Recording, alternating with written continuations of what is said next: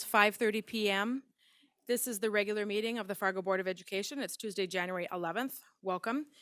Is there a motion for approval of the agenda? Nikki, So moved. is there a second? Second? Second by Tracy. There's an HR addendum as well. Okay, is that okay? We add the HR addendum to that, folks? All in favor signify by saying yes. Yes. Opposed, same sign. Yes. Motion passes. Mentioning a couple of items here before we get started. Jim is on the phone with us this evening. Seth indicated that he was not going to be able to be here. I haven't heard from Robin. She might be walking in still. So we will move on to the recognition of audience portion of the agenda. 5 individuals have signed up to speak with us this evening. At this time, the board will hear comments from the public. We ask that each speaker who has signed up to address the board state their name and home school district for the record. Speakers must refrain from using this forum to criticize or complain about a specific employee or student by name. Vulgar or profane language will not be tolerated. The board is interested in your comments and will listen carefully, but is not obligated to respond or debate issues in this forum. Should you desire a written response to a specific question, you may request it. This evening, each speaker will be allotted a maximum of 3 minutes. Upon conclusion of the allotted time, a chime will sound and the speaker will be asked to conclude. If necessary, a final chime will sound 15 seconds later, signifying the end of the speaker's time at the podium. And now I will call to the podium the first person signed up, and that's Chris Anderson.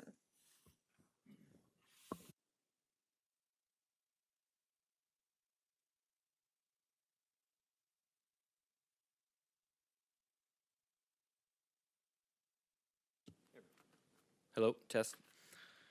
I'm Chris Anderson. I have 2 kids in the Fargo Public Schools. Unfortunately, most people in society stopped thinking for themselves a long time ago, and is partly the reason why we're in the mess we are in. Common sense will get you going in the right direction, but more importantly, we all need to do our own research. How did millions of people die in the Spanish flu of 1918? Well, it actually turns out that it actually wasn't the flu. After graves were exhumed, it was learned that bacterial pneumonia was a main cause of death, which is now linked back to extensive mask wearing. No entity has the authority to force another human being against their will to wear a mask or take any experimental injection. Voluntary consent was the reason that the Nuremberg Codes were actually created after World War II. They promise all citizens protection, human rights, and foreknowledge against deception. The U.S. Constitution acknowledges your God-given right to breathe fresh air, and the government or any other organization cannot infringe on those rights. If these rights are violated, they can be categorized as a crime against humanity, punishable by death. And because of what we've gone through in the last 2 years with COVID, a second Nuremberg trial 2.0 is already underway in parts of the world, and as we speak, whether you realize it or not, we are repeating history. Forcing someone to wear a mask against their will is criminal.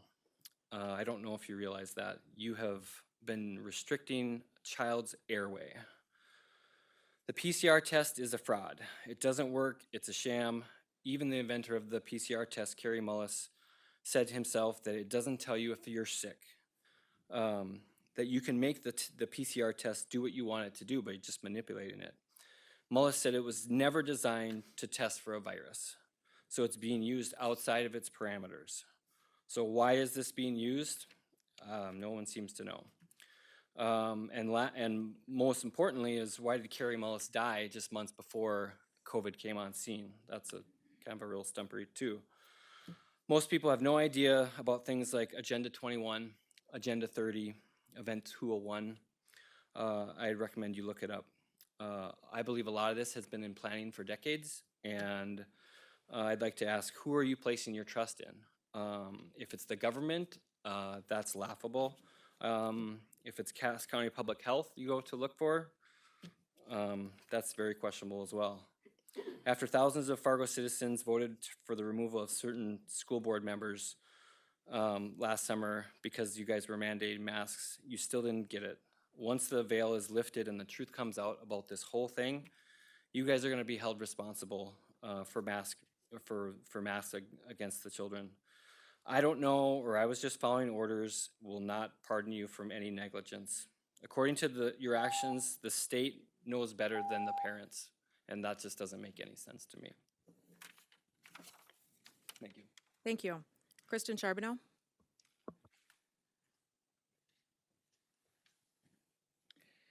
I appreciate the responses that I received from my questions at the November 23rd meeting, but this is a question but there is a question that was not directly answered.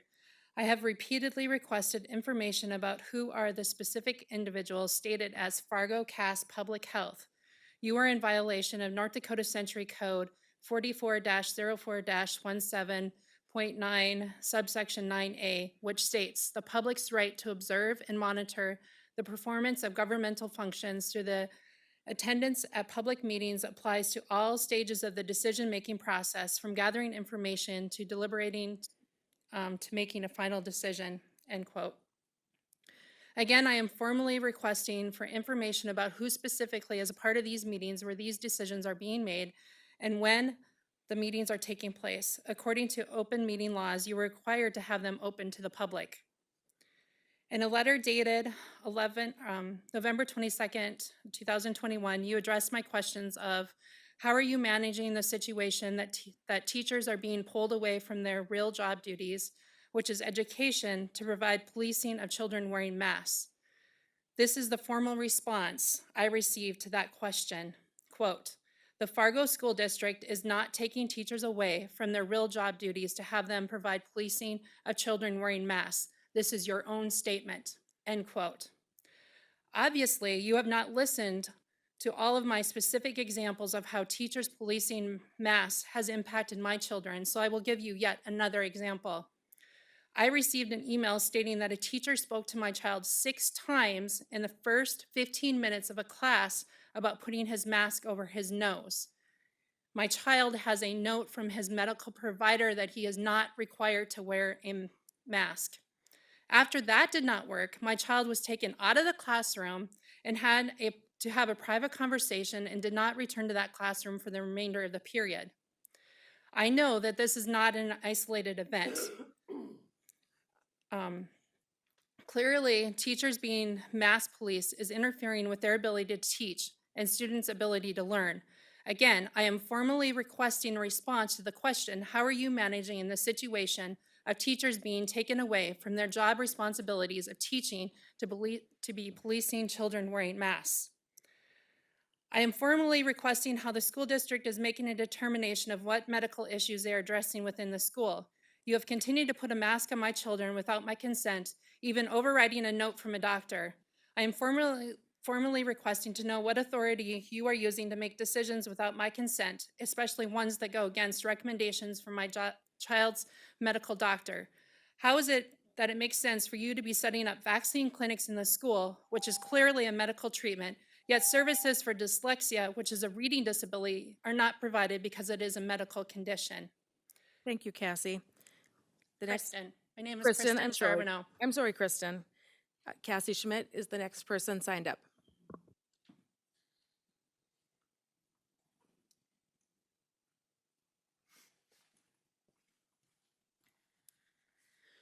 Hello, Cassie Schmidt with the group Let Parents Decide That. Again, I'm representing over 2,000 parents. At the last meeting, excuse me, I had asked a question of the board, specifically Rebecca, to please explain formally how Fargo Public School District relates to the Shakopee, Minnesota Public School District, and why we should take Fargo relating to Shakopee over Fargo relating to West Fargo. I still have not received a response to that question, and members of my group are waiting on that, so I would appreciate that. Secondly, I wanted to ask some further questions of the board on the screening and testing protocols that the Fargo Public Schools has put in place and how those protocols are paid for.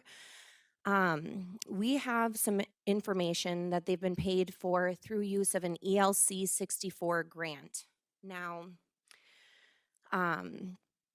as far as this grant, we haven't seen that has come through the full board. So we're wondering who specifically was responsible for acceptance of this grant. we're wondering what the allocation has been so far of these funds.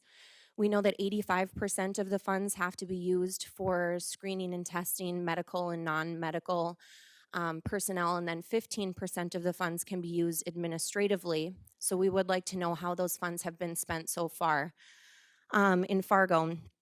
And then we want to make you all aware of the stated intent of the screening and testing protocols.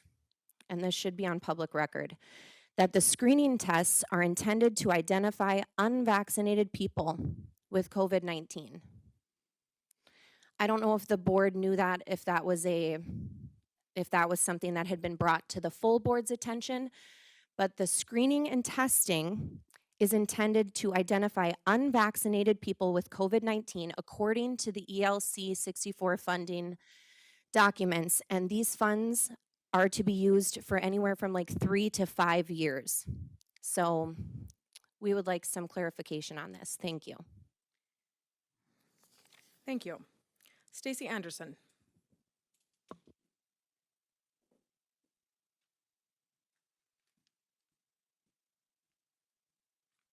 Hi, my name's Stacy Anderson. I have a son at Davies and our daughter goes to North. And I just wanted to read from a book that she was required to read for English class. I will try to use appropriate words, but I will let you know that the words in this book are not appropriate.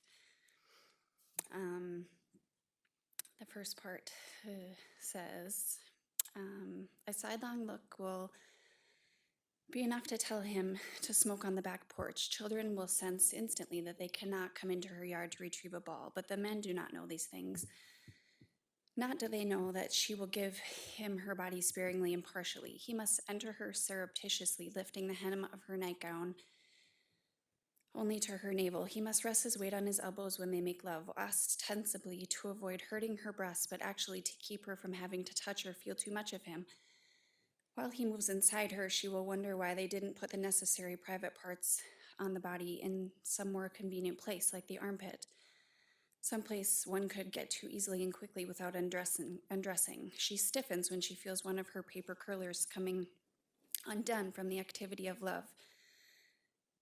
She hopes he will not sweat, the damp may get into her hair, and that she will remain dry between her legs. She hates the glucking sound they make when she is moist. She then senses some spasm about to grip him. She will make rapid movements with her hips, press her fingernails into his back, suck in her breath, and pretend she is having an orgasm. She might wonder again for the 600th time what it would be like to have that feeling while her husband's pee is inside her. The closest thing to that was the time she was walking down the street and her napkin slipped free of her sanitary belt. It moved ever so gently between her legs as she walked, gently, ever so gently. And then a slight and distinctly delicious sensation collected in her crotch. As the delight grew, she had to stop in the street, hold her thighs together to contain it. That must be what it is like, she thinks, but it never happens while he is inside her. When she withdraws, she pulls on her nightgown, slips out of the bed and into the bathroom with relief. Then later in the book, it talks about the dad raping his 10-year-old daughter. It says he found her in the kitchen. She lost her balance. He raised his other hand to her hips to save her from falling. He put her head down and nibbled at the back of her legs. He closed his eyes, letting his fingers dig into her waist. Then he was confused. A bolt of desire ran down his genitals, giving him length and softening the lips of his anus. Surrounding all of this lust was a border of politeness. He wanted to F her tenderly, but the tenderness would not hold. The tightness of her V was more than he could bear. His soul seemed to slip down to his guts and fly out into her, and the gigantic thrust he made into her then provoked the you. only sound. Victoria Johnson. Is this a book you would like your child reading in school? Because this is in the Fargo Public Library for students, and my daughter had to bring it home. Your time is up at the for podium. Thank you English. for your comments. Victoria Johnson.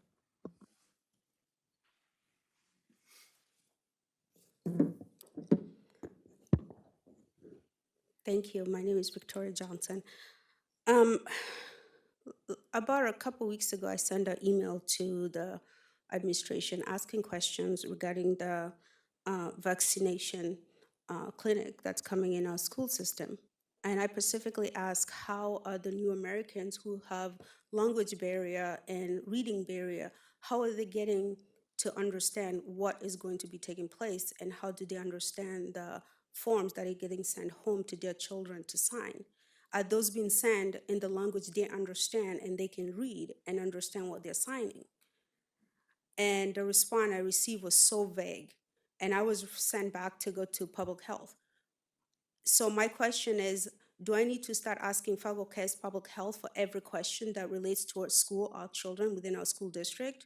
Because if that's the case, then I need that clearly, so that way I can start asking any question and decisions that are getting made inside the school system by Fargo Public Health, I can start asking them instead of asking our school administration. So that really concerns me when I receive that kind of vague response, because a lot of those families don't know how to read. We help families in our office to fill out papers for jobs, for a lot of stuff they need. They cannot read, but yet you're sending an application at home and expect them to sign a form to consent for their children to receive a vaccination that they have no idea probably what they're signing. So that really, I would like to have, I want to see the process and how that's getting communicated. I would really appreciate that response in writing, in detail, and not just vague. And my second thing is this Blue Eye book. The Blue Eye book, I read this book, the exact book this the speaker just read to you. As a Black woman, to read that book, that's way detailed. What she read is just vague. But this book is written about a young Black woman. And when I read that book, I was sick to myself. As a Black woman, I have to fight to prove myself that I'm worth. But yet you have a book like that in a school system where you have most of the teachers are white. We live in a state that's 82% is a white population. And then you have a book that's so sexually implicit and it's something that's done to a Black woman. I was so disgusted. I was so angry. I called the school and I talked to administration. And they tried to explain to me, this is literature. I had to explain my experience being a Black woman working in the world with men. I have to explain myself as a Black woman standing next to a white woman working, and how I feel to see that kind of book in our school system. Thank you. That concludes the recognition of the audience portion of the agenda. We'll move on to reports. The first report is a Fargo Public Schools Development Foundation report, and Becky Bakke is here to present that report to us. Welcome.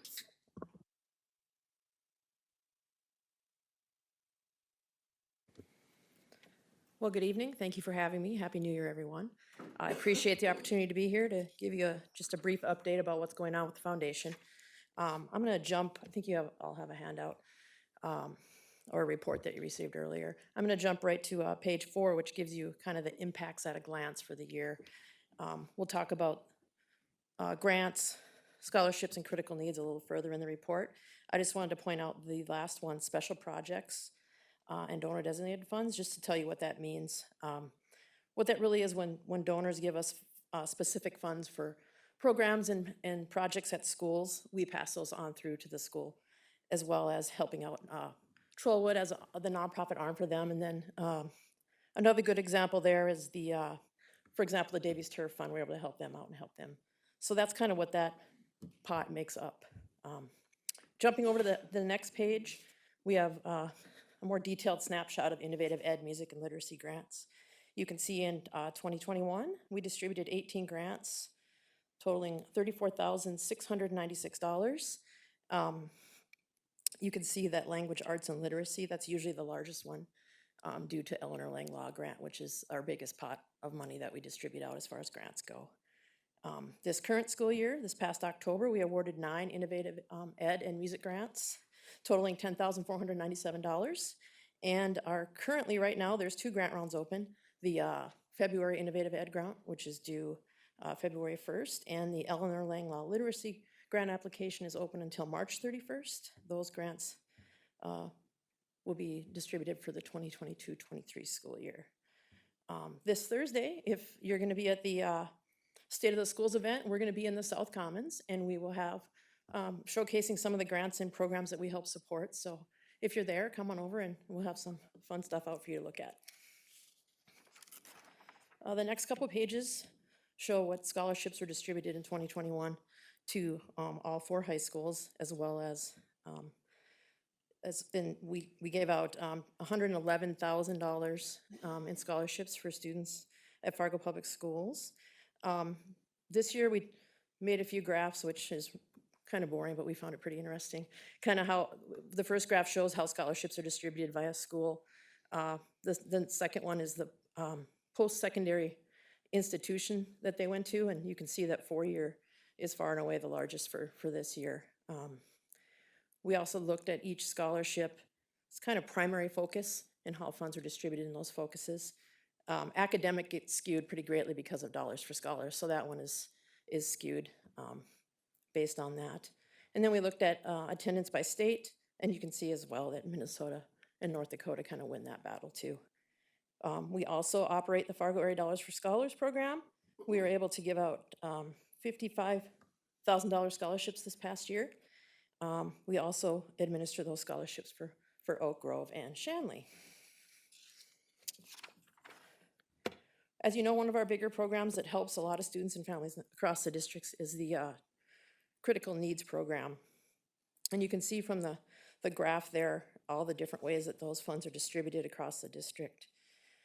We've really been very fortunate as a foundation for the generosity of not only from grants, we've gotten some really nice grants this past year, but also just donations from the community, alumni. That support has really been phenomenal. I should also point out the employee campaign has been a huge success the last 2 years, and a lot of those funds you'll see in this graph. And we're just so grateful for all the things that Fargo Public Schools teachers, staff do for the kids and families in our district. I think we're pretty blessed to have that happening. Another thing I should point out, with critical needs funds and with grant dollars, that's a lot of money flowing from us to the district. And I'd be remiss if I didn't thank Jackie and her team. They really get those funds out quickly and easily, so it really gives us a good story to tell donors, to say, your funds are coming right to us and making an immediate impact. So thank you, we really appreciate your help. It makes a big difference. I want to forget, Giving Hearts Day is a month away. We'll be participating. Again, it's on February 10th. We've secured $25,000 in match. $15,000 of that this year is from Haley's Milk Run, which supports the milk and elementary snack program. So we're happy to say we can put that money out there. They've graciously let us do that to kind of double their hard work. So I'm sure you'll get lots of information from us, and there's just lots of great opportunities on Giving Hearts Day. So that's coming your way. And last but not least, we have the Alumni Network and the Adopt a School program. We feel like the alumni is our biggest growth area, and thanks to the board and their leadership, they've given us an opportunity to engage with an organization called Alumni Nations, and they're helping us get our data cleaned up, our contact information, and they just have lots of tools and things that Corey and I can utilize to really impact and reach out to alumni and let them know what's going on. Last year, and I will say Corey did all this work. This is really just me telling you what Corey did. Last year, she helped with 11 reunions. She also published 3 alumni newsletters, and is currently working with 4 more. So we just think an investment into our alumni is really going to make an impact in the growth of the foundation. So we're grateful for that opportunity. Adopt a School partners. The pandemic's limited somewhat, but we've kept in contact and it's growing. And we have 21 partners. We're happy to say that the district office is a partner with their neighbor, Hawthorne. They've already done some fun things with them. They've helped with winter weather gear drive and helped with some volunteer opportunities. So that's been fun. Recently, Heat Transfer Warehouse, which has been a really significant partner was honored with the 2021 Corporate Leader in Philanthropy Award from the Association of Fundraising Professionals. So we were so happy that they were nominated and received that, because their impact not only at McKinley with their time and their talent and their treasure, but they're also helping across the district with a variety of things. So we're just really grateful for those kinds of relationships and the connection it has for kids. Another example you can see is kind of how the reverse of the Adopt a School program works, where businesses, families, organizations come in and help schools, but students also reach out and help those businesses. And they were just giving gifts of Thanksgiving for essential workers over at Essentia, which is one of the Adopt a School partners for EdClap. So that's just a great example of how I think important that program is, connecting adults and children and seeing those other caring adults in their lives. This past fall, we did what we called a game day event, and you may have received that in the mail. We sent out a concession stand theme with some popcorn, and it was a little kitschy, but it was fun. We had a good time doing it. We had fun sending it out, and within that, we also had watch this video. So I'm going to play that to end it, because it's I am not as boring as me. I'll just end it with that. If you have any questions.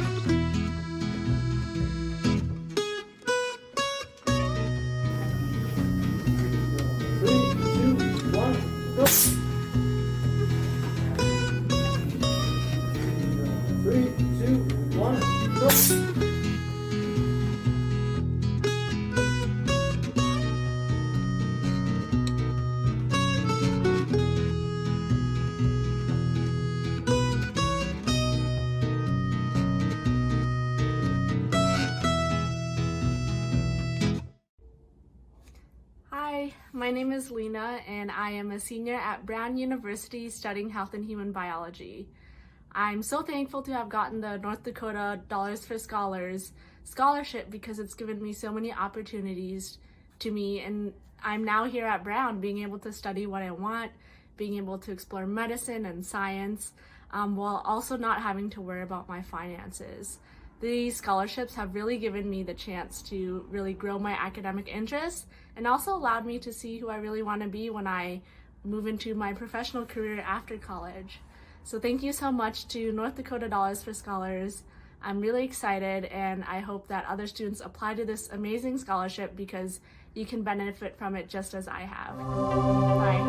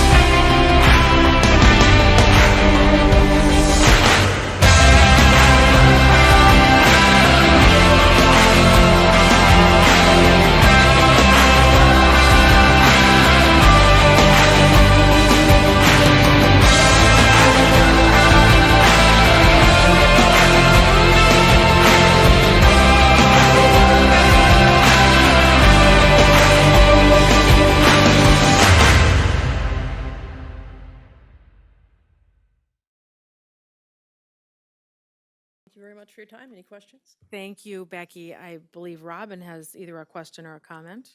Probably both. Thank you, Becky and Corey, for all of your work. The growth of this organization over a very short period of time is remarkable. It is a joy to work with you and Becky on several projects. I do have a question because board members, at least I do, I get asked often. We have some money to donate. We want to donate it to Fargo Public Schools. And I tend to steer them towards the critical needs program. Can donors designate within critical needs, or does it go to a blanket critical needs? No, they can designate within. That happens often. We've had several large donations go to specific schools per donor's wishes. So often it's alumni of an elementary school. So if they say, we want to give $500 to the Milk and Elementary Snack Program at Ed Clapp, that's where the money gets sent. Okay. Thanks to Jackie helping us out with that. Okay. Thank you. That's a good example of that. That helps because somebody's asked me to present to them on Monday, so I might be in touch with you. Well, we're available. Thank you. Board members, other comments or questions? Nikki? Thank you for sharing that with us, Becky. I have the honor and privilege to be the board liaison to the FPS Foundation, and it's really been a joy. And I really have an appreciation for the work that you do and love to see this program growing because it fills so many holes and needs. So thank you for all you and Corey do. Thank you. We appreciate your time on the board as well. Dr. Gandhi? Yeah, I'm gonna, Robin, thank you for your question. I'm actually gonna answer this as a board member's perspective, not as the superintendent, but I know Nikki serves as a board representative on the FPS Foundation board as well, and one of the commitments that we made recently was just as we approach Giving Hearts Day and just letting our community know, though there is the opportunity to encumber certain funds and donations for specific projects, a general donation is also always welcome for the FPS Foundation. Corey and Becky do a phenomenal job of running and administering the foundation. In fact, they are also helping out with the development of foundations for other school districts and are often a go-to resource. But you know, sometimes the challenge with targeted funds is that it doesn't allow for the administration to be able to continue at the high level that they do as well. So on behalf of the foundation, one of the commitments that we made is that we were going to try to promote the opportunity for individuals, although they can continue to either donate towards specific programs, but also make a general donation as well to the foundation to help cover the administrative costs. Thank you. Thank you for that, Dr. Gandhi. Robin? I have to respond. You sound like a nonprofit leader. Point well taken. I will add that to my list on Monday. Yes, we always need operational funds to take care of our good leaders. Any other comments, questions? Thank you very much. Thank All you. the work that you do and for the information today. The next report is from the FEA. Kim Belgard, welcome.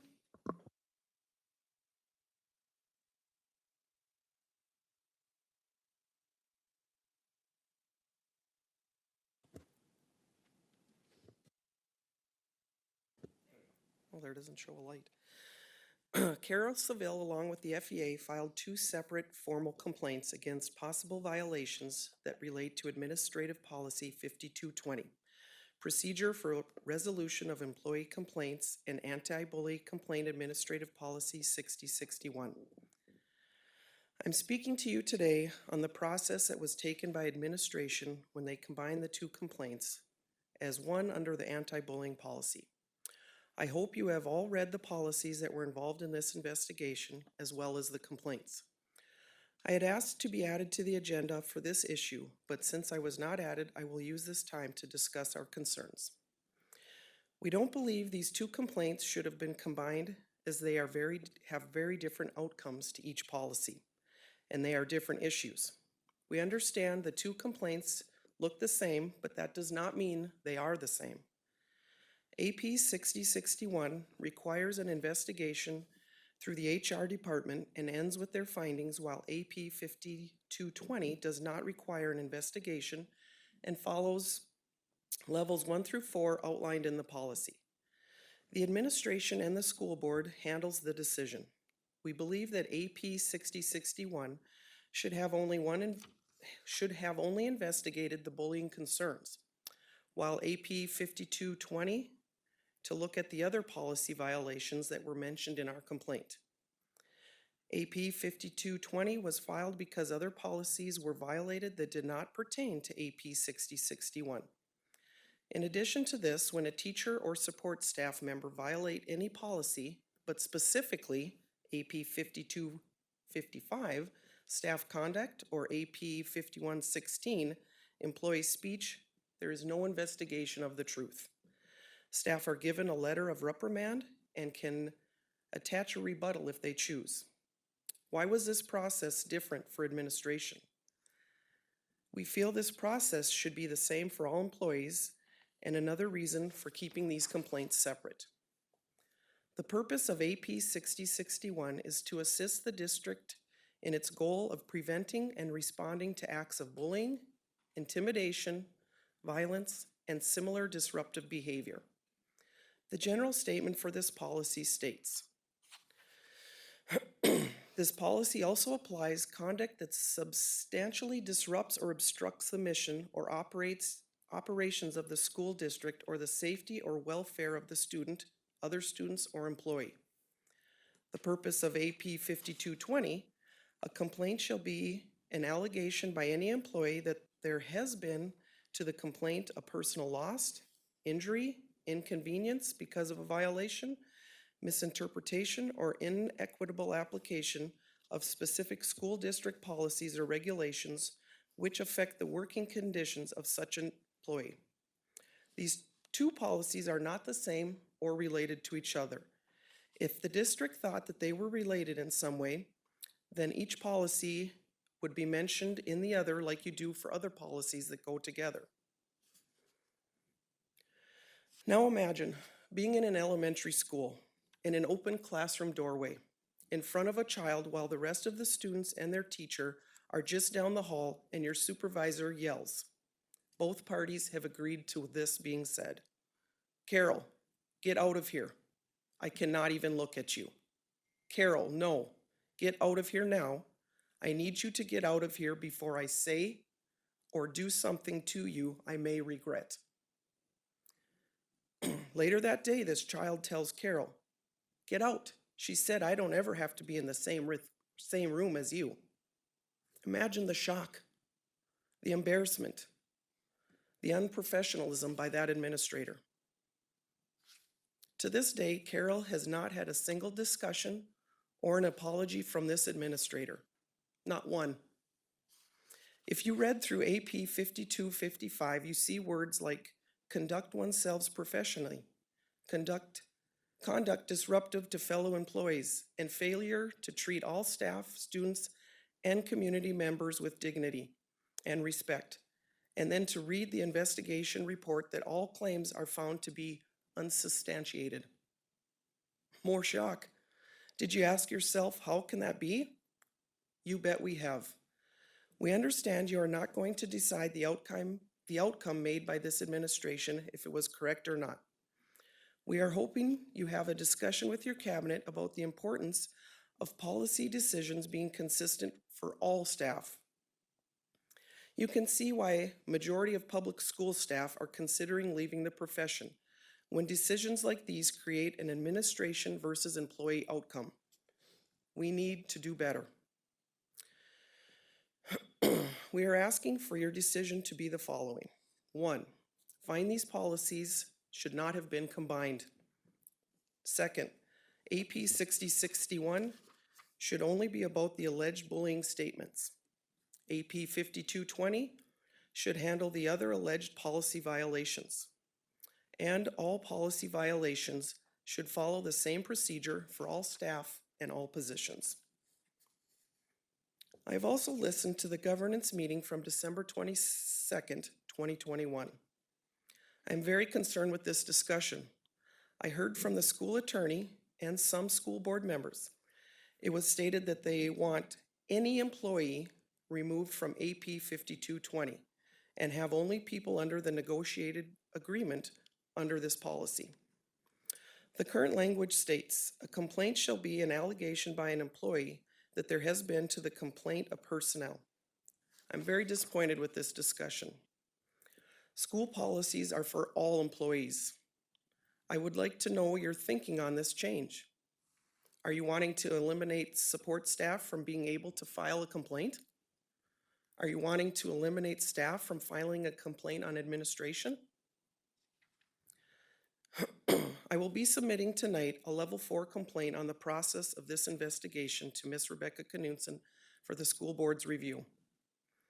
I know we talk a lot about attracting and retaining teachers and what can be done to achieve this. Well, let's start thinking the same thing for support staff. What are you doing to attract and retain support staff in our district? I know by removing language like this and having conversations like you had in the governance committee will not achieve the goal of attracting and retaining anyone. I would think that this and any school board would want to be engaged enough with any employee who felt the need to come to the board with a level 4 concern, that you would want to hear it. I highly encourage you to not change the wording on this policy.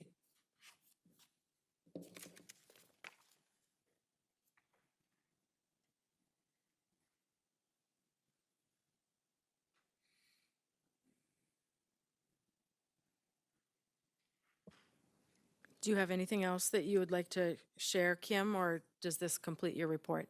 That's it for today. Okay, thank you. All right, the next report is Dr. Gandhi's superintendent's report. Go ahead, Dr. Gandhi. Just a couple of things this evening. One, just a reminder to all of the board members that this Thursday evening will be our annual State of the Schools and Public Focus Group. We look forward to the State of the Schools address for those individuals that have been signed up to attend. The Public Focus Group this year, we are going to start the process of soliciting feedback to do a comprehensive renewal of our strategic plan. This will be the first of a multi-step process I'll be used to get different feedbacks from different stakeholders on what our strategic plan will look like, which is essentially serves as our long-range 5-year plan for Fargo Public Schools. So based on that feedback and going through several different iterations and process to receive patron feedback, we will then present a new strategic plan next fall when we do our annual strategic plan renewal. So we look forward to that event as well. I think the other piece that today I just wanted to share with the board is I think we've had this conversation in the past as well, but just want to be very honest and upfront about the significant shortages in substitute teachers that we are seeing across our district. Our teaching staff, actually all of our staff, continue to take on the responsibilities to cover classrooms and other responsibilities because of the lack of substitutes. And it is getting to the point where we do sometimes need to have some serious conversations about the ability for operations to continue. And if we are going to continue to see substitutes at the level that we are, then administration may not have some choices at some point, just based on what we are seeing, to have to not be able to provide instruction for a day or 2 days or 3 days because of the significant shortage. It is starting to become very significant. All of our staff are going above and beyond to cover classrooms. We have individuals that are in certain roles at this point in time that are giving up multiple days of their duty for their assigned role to be able to cover classrooms. At this point in time, we have several administrators or individuals from the district office that are covering classes, and we're actually going to be looking at even a more comprehensive approach potentially for everyone in the district office that has a teaching license, to see what we could do to assist and help out with the sub-crisis as well. So just if information comes, sometimes we don't know until the day of or until the night before that we have some significant shortages, but I do want the board just to be aware of that as well. So that's it for my superintendent report today. Thank you, Dr. Gandhi. Anyone have questions regarding the items that he presented to us? David? I guess my first question would be, is the shortage that much worse than it is in the past, or is it because of the availability of less subs, or is it because of more class days having to be covered? I don't know if Doug has the answer to some of the data about the comparison to how much coverage is needed. I do know that there is less availability of subs is one of the primary factors. With the ARP ESSER funds that the district has been given, we've actually taken an approach to hire more long-term subs and to incentivize more subs as well, but we are continuing to see that as an issue. So just the lack of availability of subs is one of the factors that's been shared with me. I actually do not have the data or am aware of whether the amount of subs needed is different compared to prior years. Doug, is there information that you have that you would like to share? And I don't have specific numbers, but the issue really is twofold where we've had an issue with recruiting probably the amount of subs that we actually need over the last couple of years, but that's really been exacerbated by extra absences due to COVID. So right now we have, I think, 31 long-term subs. They cover every student contact day. That's part of the agreement with us. We're actually looking to recruit 40, and we use ESSER dollars to do that. But we're really at a point right now where we've topped out. It's hard to find those subs that want to come in and work. We're really at a point now where they are unavailable. But the other piece of it, as we've topped out and as it is a little bit harder to find the subs, our absences have increased due to COVID and other types of illnesses too. So we have that bigger gap that keeps widening. But you know, we're doing the best that we can to try to increase our long-term subs. But it's hard to keep up with the rate that the absences are at, particularly right now. David? What are we currently paying substitutes, and what what payment is received by the long-term subs? So any long-term sub that signs an agreement with us, they get prorated leave. They would be eligible for medical insurance, and then they're placed on the teacher's salary schedule. So that minimum amount, BA Step 3, I believe, is about $228. And they're placed based on like any other contracted teacher would be, so their degree and then their relevant years of experience. So it can be a minimum of 228 BA Step 3. I think MA 4520 is around 450. We have very few teachers. Those would be retirees that maybe would want to come back. But typically our retirees aren't going to want to come back and work full time. So our daily rate for those that can only do daily assignments, that's 112. That aligns with our districts that are alongside both of us. And then we do offer incentives. Every time a daily sub-teacher works, I believe it's 12 days, they receive an extra $130. We also have a sub-para bonus built into every 12 days they'll receive an extra $45. So we've built in and layered those bonuses, really try to attract more, offered those fringe benefits for our long-term subs to see what that can do for us as well. But we're really quite literally running out of people that are interested at this point, but we're keeping on trying to attract them. Thank you, Doug. David? I brought this up before, and I know that this is a problem that's shared by West Fargo and Moorhead as well. But for years and years, we've had this so-called gentleman's agreement where West Fargo, Moorhead, and Fargo all pay the same. And I brought it up before. I empathize with the problems that West Fargo and Moorhead have about covering their classrooms, but this board's priority is the Fargo school system. I do not understand why we're not offering more money. If we up that to 175, maybe we'd attract more people. We're willing to pay anywhere, I think I understood you say anywhere between $225 to $450 per day for these long-term subs. Why can't we boost this up to 175? See if we can attract some of these people who can go to McDonald's. I think it's been stated at $17 an hour. I don't understand. You know, it's wonderful that we're concerned about West Fargo and Moorhead being able to fill their positions, but this board's concern is Fargo, and I would like to see us doing more to try and fill our slots. And I've said this on a number of times, I believe. Thank you, David. Dr. Gandhi, did you have your hand up? Yeah, just I believe, and I'll send it back as well. We've had this conversation in the past as well, and we have the incentives that Doug talked about that are layered in. Those have been mapped out in comparison to other professions, and also taking a look at what we are able to do when you take a look at the duties, the amount of time the subs are working, and then, even the 12 days incentives that has been mapped out. I know we had this conversation last year as well, and some of that information was shared, but we are trying to use that, even with long-term subs. I mean, even being able to just fill all the long-term subs that we have at that increased rate has presented some challenges too. So it's not just the compensation, unfortunately. Thank you, Dr. Gandhi. Well, I'm sure we will be continuing to hear more about this, and if need be, a committee can take up the task. I suppose that would go to planning if we need to advance the conversation. If you're wondering why some of us are smiling up here and kind of chuckling a little bit, I don't know if it's a phone or if it's a computer, but if there's some dinging or some messaging or something that's coming through. So if we have the way to mute our phones or our computers, that would be great. I tried to mute mine. Any rate, that's what's going on up here, just so you know.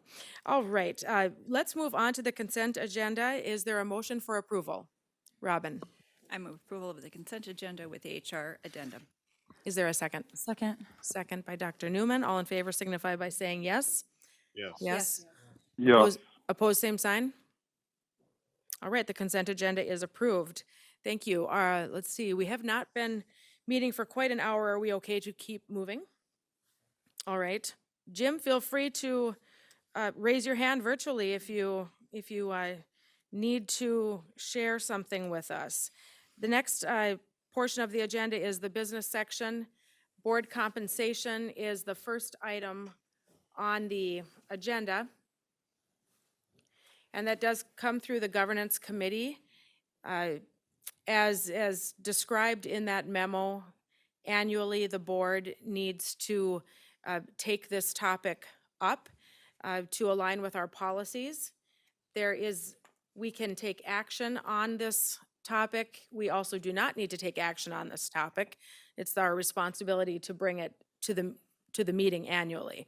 So board members have the information in front of you in the memo 70, and if there is any discussion or any action that any board member would like to bring up, I will entertain that.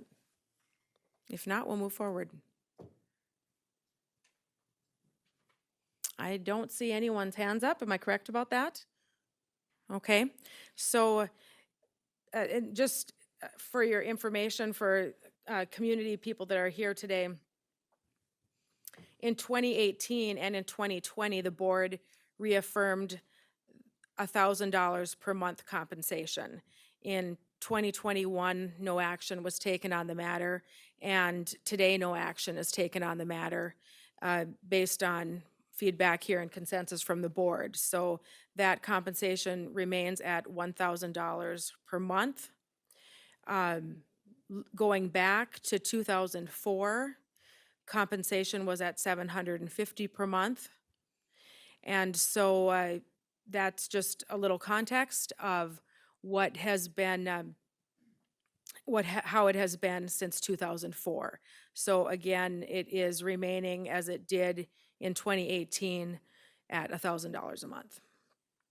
Thank you. We will move on to the second item then on the business agenda, and that is regarding capital projects and finance. It's memo 71. There are two items listed underneath that, ECSC and North High Track, and then locker rooms.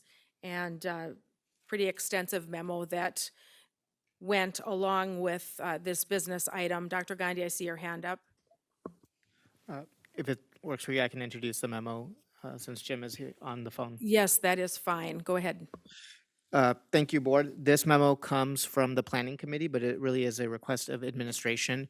Essentially in addition to the information that's been provided to you in the memo, what administration is looking for is really just some directive in terms of prioritizing some of the projects that we have discussed and some of the projects that have become a opportunity project, either because of ESSER funds or just because of the need that was created from unexpected circumstances. For example, the North High Track is a opportunity project that was created when we recognized that we were unable to be able to use the NDSU facilities that we have in a similar fashion that we have in the past. What we are looking for from administration is really the ability to prioritize which projects are important and how we want to fund these projects. So then we can create our long range plans and then move forward accordingly. I've talked a little bit about the projects in the memo that's been presented to you, and you have some information as well. However, at the time that this memo was created for the public posting of this meeting, we were still waiting on some information from our consultants to be able to take a look at our bonding capacity. That information has since then been shared with us, so that is available today at your stations. I have included the thread between Jackie and the consultant, and then also Jackie's email to me in preparation for today's email board meeting that will tell you what the potential scenarios are, along with where administration stands at this point. So, just to kind of highlight that, there really are 4 pieces of information. The first potential scenario would be to bond for the ECSC addition and then pay for the track. This would take down our fund balance. The second would be to bond for both. There is a potential for moving forward with all 3 projects through bonding for 2 of them and then paying for 1. However, we do feel that administration and Jackie specifically does feel that that would limit our capacity for future schools. And that is something that we have talked about that may become a need, especially at the elementary level or even at the secondary level. So really, you're looking at 3 projects, but it's important to know that these projects need to be contextualized with some of the conversations that we've had at the previous work session, what we want to develop for our long-range plan as well, and then also just the basic upkeep of our facilities that is part of our annual plan as well. So that is just an introduction to the memo. If you have specific questions about the project and the information that are in your board packet, I do see Blake in the background. And then if you have some questions about the financing piece, Jackie is right there. So. Thank you, Dr. Gandhi. Jim, Planning Committee Chair, are there any comments that you would like to share with us before we have discussion? Sure. Can you hear me? Yes. Right. Yeah, we looked at these 4 different projects at the Planning Committee, and obviously 2 of them have been front and center before the board multiple times. The Early Special Ed Center addition to the center part of town over at Hawthorne, and the North High Track. The South High HVAC system and the South-North locker room, I believe, came out of a different process, but were projects that kind of, at least from a near-term perspective, rose up as far as projects we could do if we felt we had the money to do them. From my perspective, and again, planning didn't take any official position, but I think the Planning Committee was quite comfortable with the concept of theoretically bonding for, at a minimum, the Early Special Ed addition and the North High Track, and then really have a broader discussion with the entire board whether or not we would like to add in either the HVAC and or the locker room remodel at this point in time too. Now, I unfortunately cannot see the bonding information, but at the end of the day, I'm hopeful that Jackie, if she's there, isn't going to let us spend any money that's going to put us in a situation where we wouldn't be able to bond in the future for an elementary building if needed. So with that, I'll just put myself back on mute, and I don't know how to flag you, but I'll yell if I need to break in again. Thanks. Yep. Thank you, Jim. Robin, and then Tracy.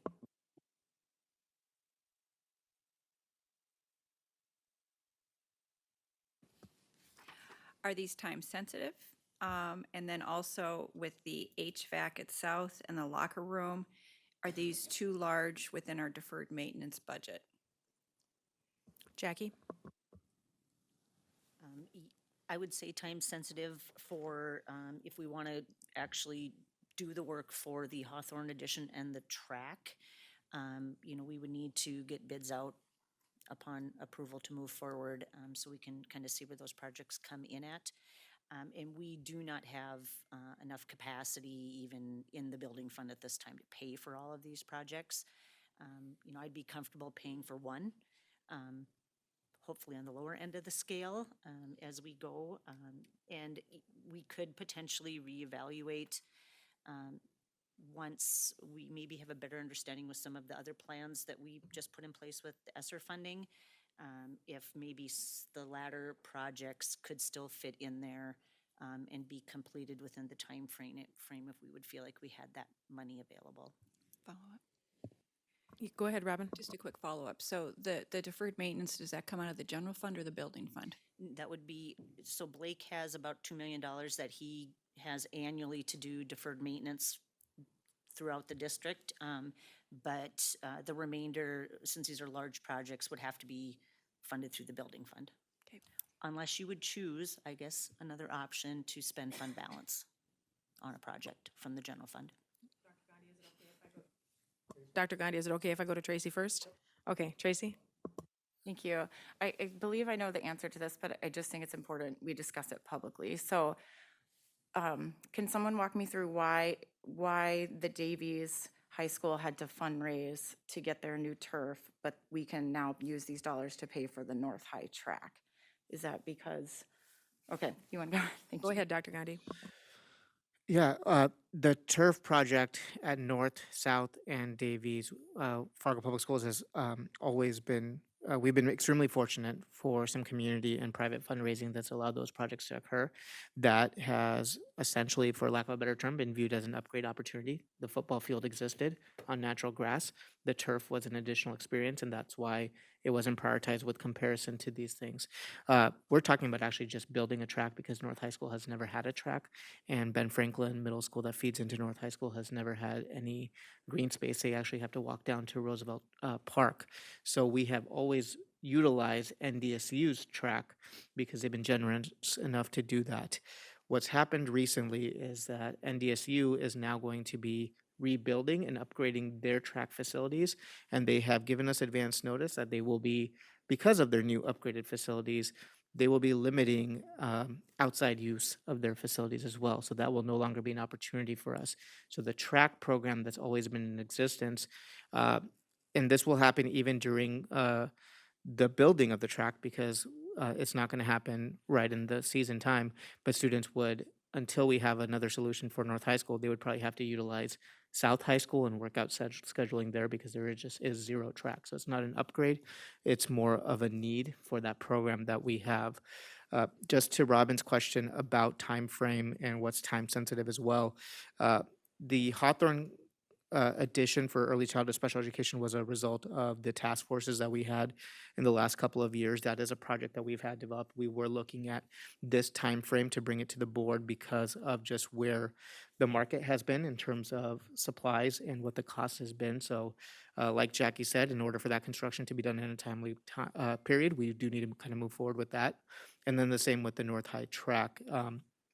If you look at turf in the North High project, that's an alternate piece, so it's not something that the district would be looking at, and that would be privately funded as well. So in addition to the North High track, to be able to do the track, we would have to replace the parking lot because the parking lot's in really poor condition, and they can't handle the trucks and everything else that we would need to be able to fix the track, so. Thank you, Dr. Gandhi. Does that answer your question, Tracy? Okay. Robin has another question, and then Jennifer? I'm not comfortable making a motion or voting on this without a recommendation from the committee. I just don't have the financial background. We expect our committees to do that legwork. So I wouldn't really know what to vote on without looking at the financials. So I'm hesitating on this. Jennifer? Rebecca? Yes, Jim, Jennifer had a question, and then if you could go after Jennifer. So go ahead, Jennifer. Thank you. So my question is relative to Hawthorne and the proposed conversation we're having around adding on, as well as it has me thinking about our previous conversation in terms of difficulty finding substitute teachers and even teachers in a variety of specialties, a variety of areas. And although, as Dr. Gandhi pointed out, the task force, this was part of their recommendation was to spread it out across the district. It hasn't, I mean, it's not a secret to this board that the feedback that I heard when ECSE was moved was they really, for a variety of reasons, appreciated being housed in one area. And one of them was the sharing of staff and resources. And so I guess my question is, it's been a few years since that recommendation. Things have clearly changed in a variety of ways. Would it be, I think that it's important we discuss the potential challenges that we have by continuing down this path, and maybe revisiting some of the spaces that we do have to maybe collectively bring them back together, for a variety of reasons. But that is the one that's top of mind, just listening to staff shortage conversation over the past few meetings. Thank you, Jennifer. Jim, go ahead. Yeah, well, just so we have something to actually be discussing. And Robin, to be clear, I think planning just wanted to make sure there was a broad discussion because of the South High HVAC and the North-South track.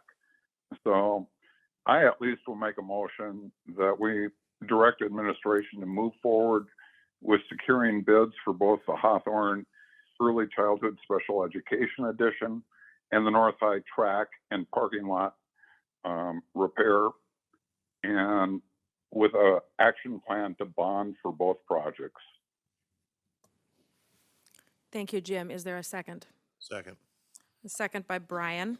All right, we may have additional conversation now. Anyone, Brian, go ahead. The 26.35 mils, that's building fund, correct? That's not the general fund. Correct, that's the building fund and the special levy fund. So together. just so our members don't mix up the two.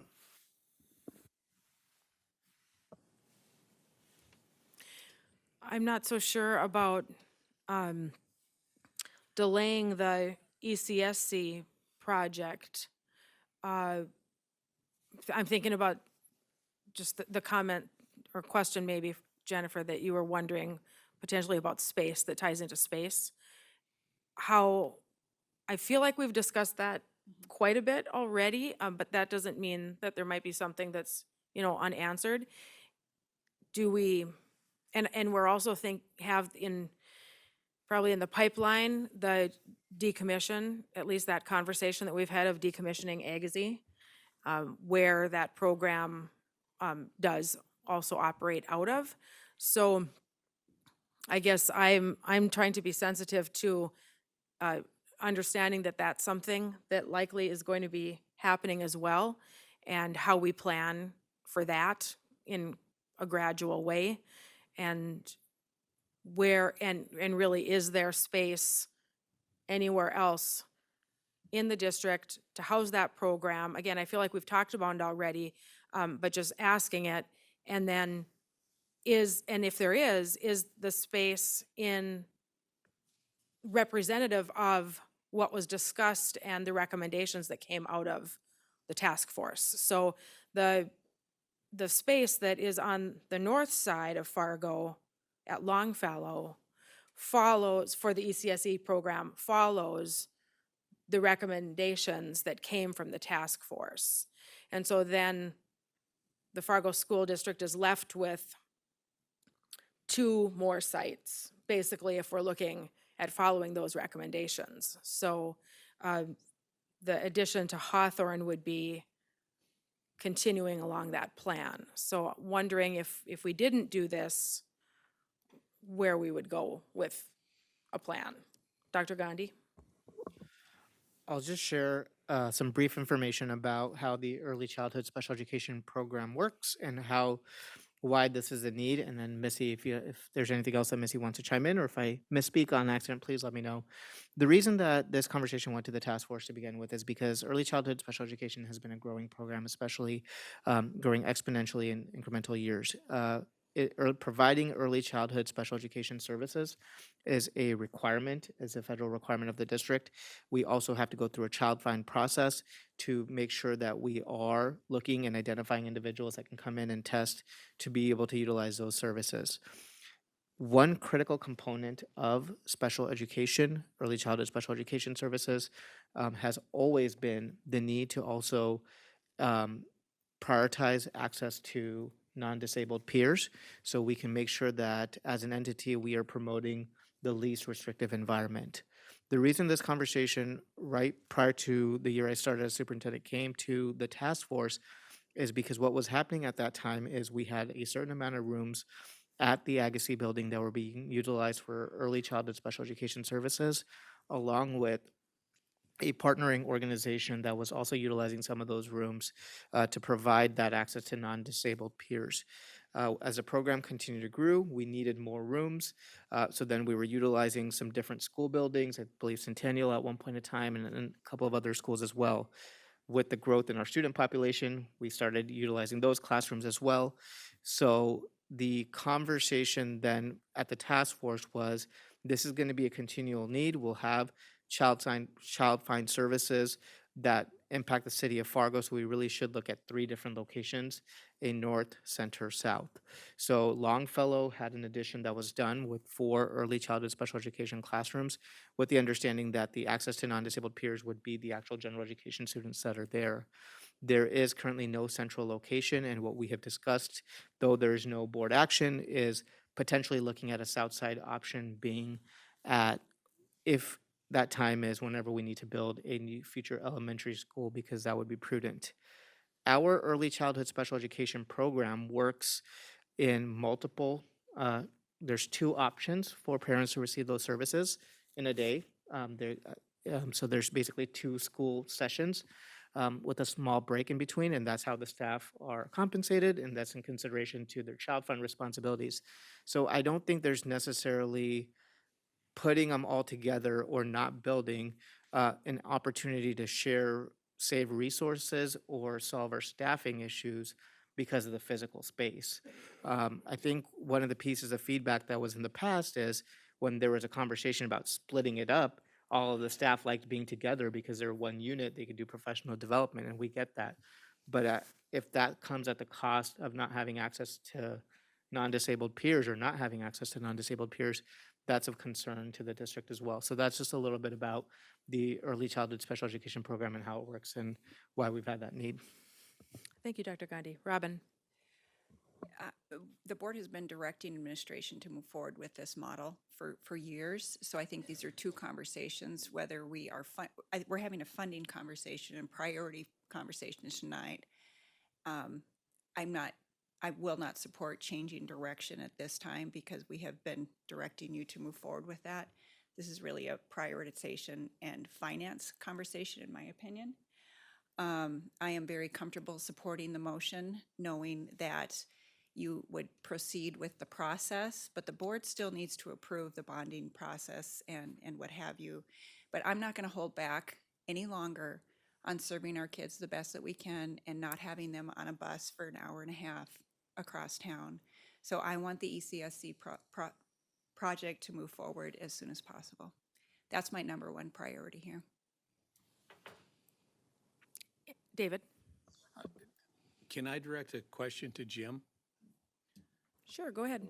Jim, your motion specifically states ECSE and the North High Track. I would imagine that since there were 4 projects brought, the other 2 must have had some sense of urgency too. What are our plans for South High's HVAC and the North and South High locker rooms?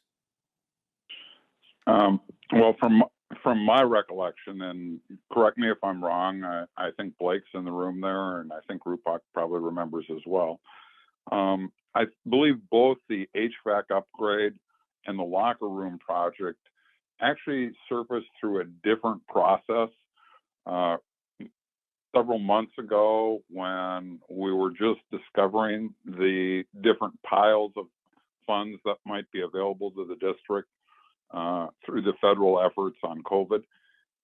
they talked about what would they prioritize. And I think those were the projects that rose to the top through that process. So my guess is those are going to become priority projects, but I think we really are looking at multitude of other projects that also could be weighed in probably right along with locker rooms. The HVAC is more, I think, an operational issue. From what I understand, we have a lot of maintenance calls going in over at South High. So I don't think either of these are going to disappear. They just hadn't been flushed out nearly as well, both at the board level and at the planning committee level. And that's why we really kind of separated it at planning. At least that was my recollection, David. And I don't know if Seth has come in, or Brian or anybody else on planning might have a different recollection, but I think that's the differential. Thank you, Jim. Hopefully that answered your question. Thank you, Jim. Yeah, and Seth is not here this evening. Dr. Gandhi, I see your hand up, and then I'm wondering, Blake, is there anything that you feel like you would need to add into this to help us make our decision as we're talking priorities?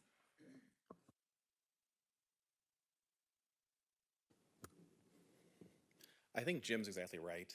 This project were the north and south locker rooms and the HVAC additions were alternates in that north and south high locker room remodel. When we were looking at ESSER funding and the pool of money that was available, restrictions have changed and guidelines have changed for ESSER funding. So now those projects would not be covered under ESSER funding, which leaves us kind of sitting there in limbo with those. The HVAC will have to be addressed at some point. Our HVAC work orders, just for South alone, are about 40% of our work orders. So we are addressing things constantly, but is it a need versus a want? The HVAC is definitely going to be a need. A want, yes, definitely for the locker rooms, because some of the locker rooms are still looking like the movie Hoosiers. They're old. They need to be addressed. The showers need to be addressed and just updated. The air quality needs to be addressed in those, but that will have to be addressed eventually. But this was a ESSER created project that we felt was the largest impact that we could have throughout the district, was north and south high locker room remodels, because it does affect HVAC and air quality all as well within the locker rooms, as well as the two alternates with the boilers and chillers. So. Thank you. Dr. Gandhi, you had your hand up earlier. Blake covered it. Thank you. Robin? I want the ECSC to go through as soon as possible. I don't have the comprehensive financials in front of me enough to make an educated discussion. Might I politely suggest that the planning committee pull together an emergency meeting to plug this into our long-range facility plan, so I have a better idea of the long-term funding for this. It sounds like it's not coming out of general fund, which makes me happy. But I just don't have enough in front of me. And I'm trusting the planning committee's work, and I'm trusting the judgment of the motion, but I'm still hesitating. Brian? Jackie, I was noticing on this PFM here, they didn't do anything with adjustments for more taxable valuation each year. It's pretty steady. When I do my calculations, when I go up to year 2031, I have at 4% each year, us being at $654,265 per mil. And when you times that by the 26.35, you're up to $17 million from the present 12 million that's going to be collected each year. Would you say that's safe calculations? Yeah, I think it is. I did discuss with Ann when we were doing this. We just kind of did it conservatively, but I can also have her rerun those as well with a percentage increase, because we know property values will increase. Go ahead, Brian. Follow up there. How do you feel as the business manager with these two projects and what's before you? I feel like we can pay for one of the projects through existing fund balance and with the revenue that we will be receiving from property taxes over the next 2 years. I would not be comfortable paying for both of them out of existing, so that would either leave us to bond for one, or we could bond for two and keep the fund balance there for other projects that may arise. And you're talking about the building. Rebecca? Building fund only. Building fund balance, not general fund. Correct. Jim, I'm going to ask you to hold off for just a second here. I think Jennifer you had your hand up. Go ahead, Jennifer. Thank you. So I have a clarifying question because Dr. Rupak and Robin commented on some of the questions or statements that I had made in regards to the potential addition for ECSE programming. And really, they didn't address staffing challenges. So I understand resources. That was something that I heard from the staff being in one location. And I'm not saying, Robin, that I'm advocating for one location or a change in direction, but I am saying that if staffing is now a challenge and wasn't as significant of a factor 2 years ago when this task force met, that we should be talking about how are we going to address that. And is there potential capacity within the facilities that we currently have that exist where they can still have peer-to-peer interaction, but it wouldn't then constitute an addition onto the building right now? Because to me, an addition really isn't a need, really. It's preserving the program, right? And finding a home for the program in a, hopefully somewhere that they can stay long-term. But that leads me to your question or comment around an hour and a half on the bus. Now, please somebody correct me, because this was also something that staff had told me, was that when you're not all housed in the same spot, there is maybe more transportation, or if programming is outside of that facility, there would be a need to bus students for certain services.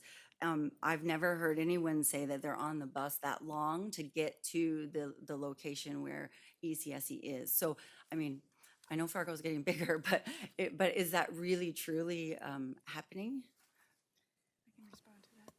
And in 1 second, Robin, Dr. Gandhi, I know you had your hand up, and then Jim had a question too. So go ahead, Dr. Gandhi. I'll respond briefly to some of what Jennifer has just shared, and then I'll respond, and I'll let Robin respond to the rest. But then I did have my hand up to just respond or clarify some things for Robin. I think I know kind of where you're coming from with some of the uncertainty and the muddiness of this conversation. I think I'll be able to clarify that.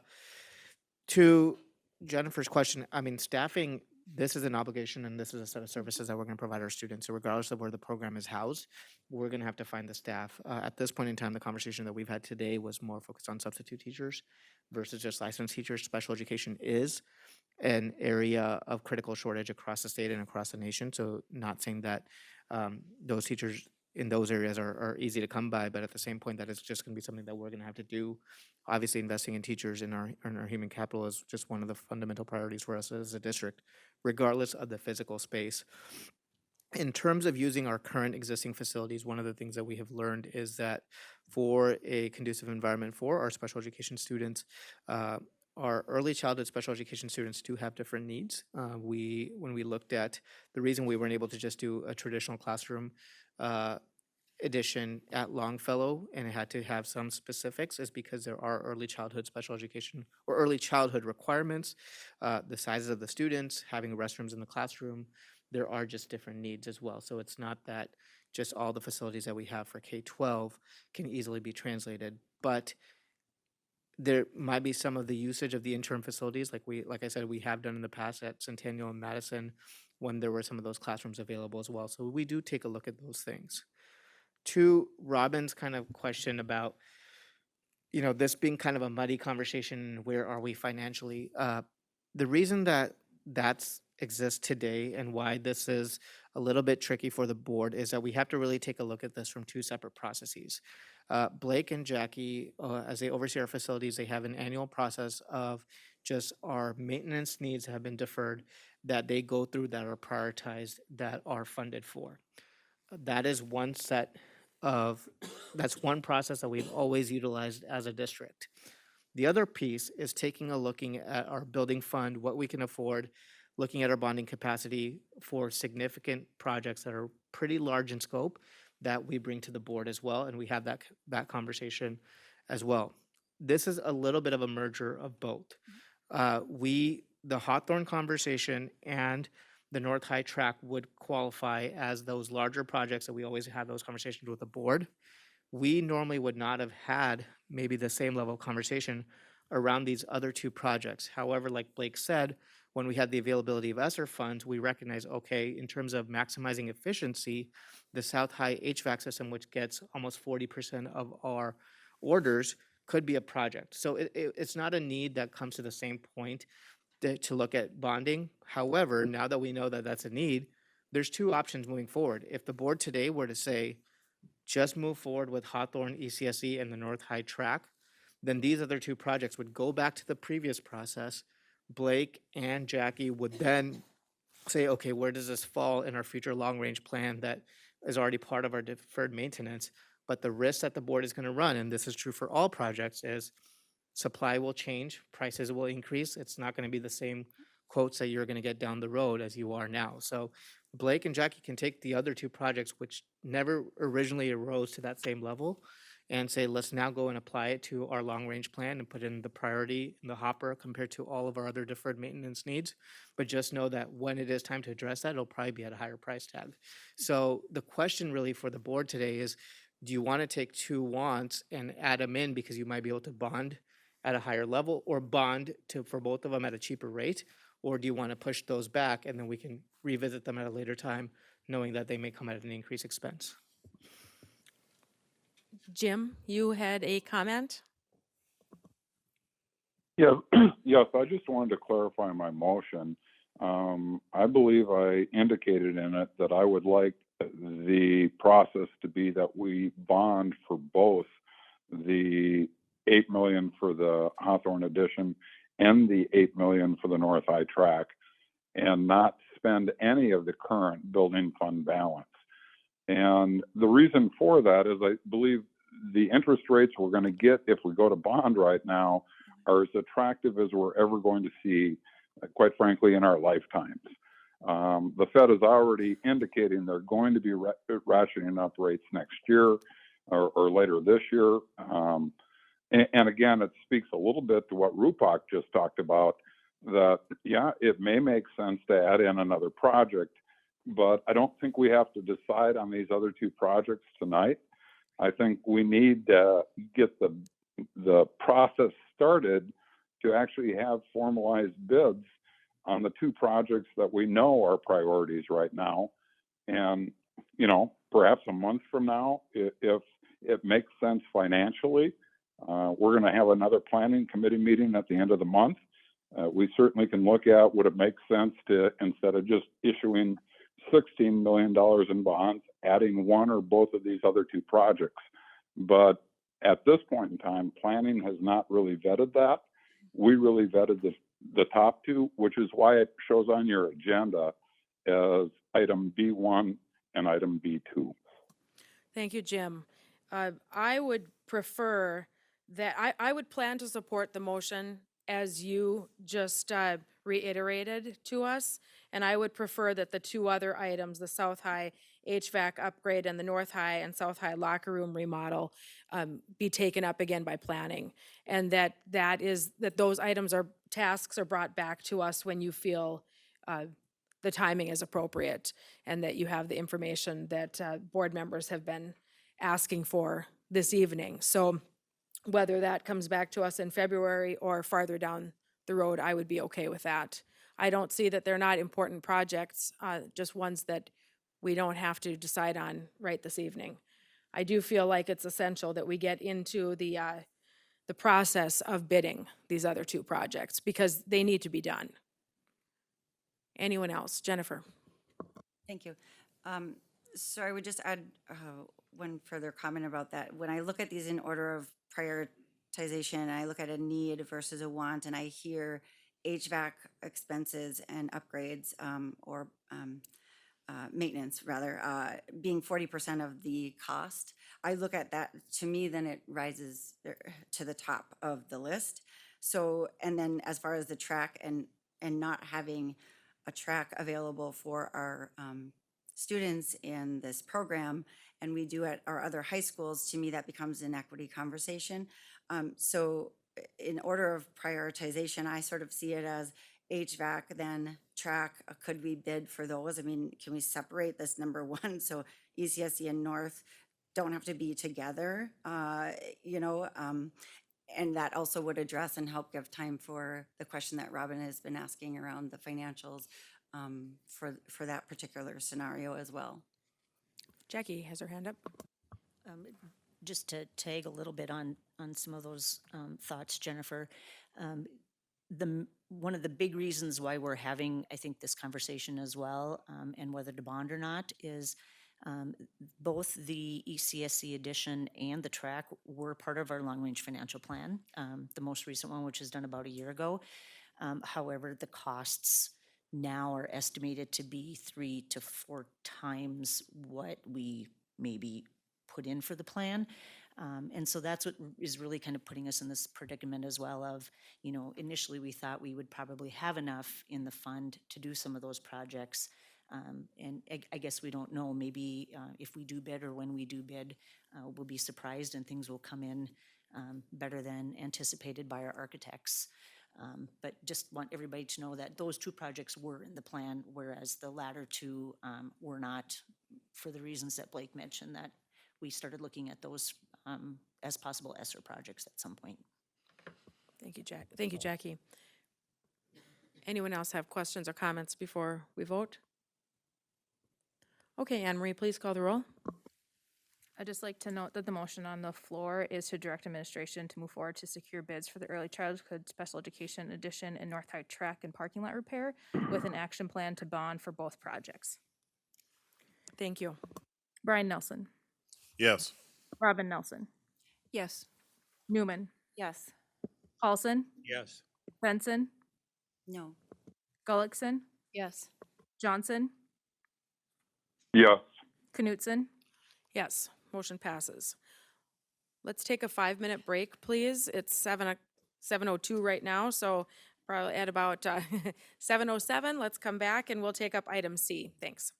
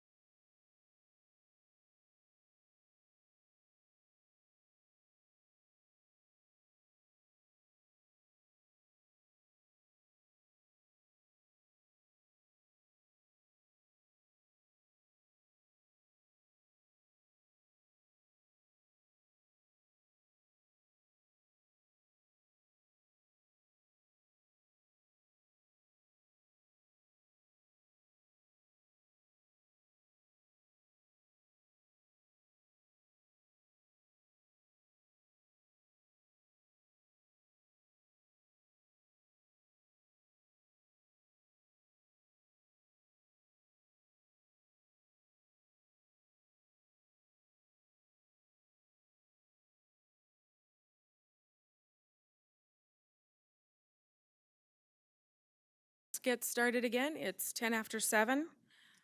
I know Jim might have to take off at 7:30, so understand, Jim, if you are not able to stay with us past 7:30.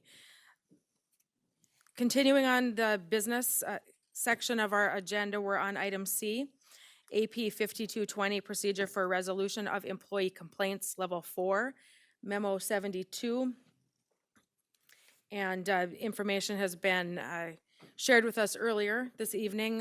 Thank you, Kim Belgard, for sharing some additional information with us. And this came to the Governance Committee earlier to have a discussion about then bringing it to the the board meeting here for all of us to take under consideration, which is why the memo comes from me. And our role here this evening is to make a determination as to the process. If we feel the process has been fulfilled accordingly, or if it has not.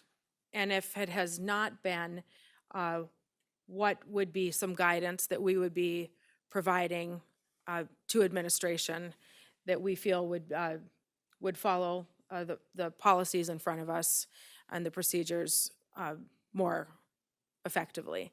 And we did, of course, hear some suggestions earlier this evening from Kim. Thank you for providing some suggestions for us to think about as we go through this. So we will, we have that information in front of us as well. So I would like to offer up now the opportunity for board members to open up with questions or discussion. Obviously, anyone from administration that is feeling the need to share information too, that is certainly welcome.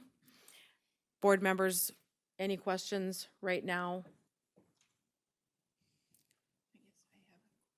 Robin says she has a question. Go ahead. I have a question, or maybe more of a comment. I really view this as not determining if the final decision that was made is correct or not, just because we weren't involved in the investigative process. I did read everything.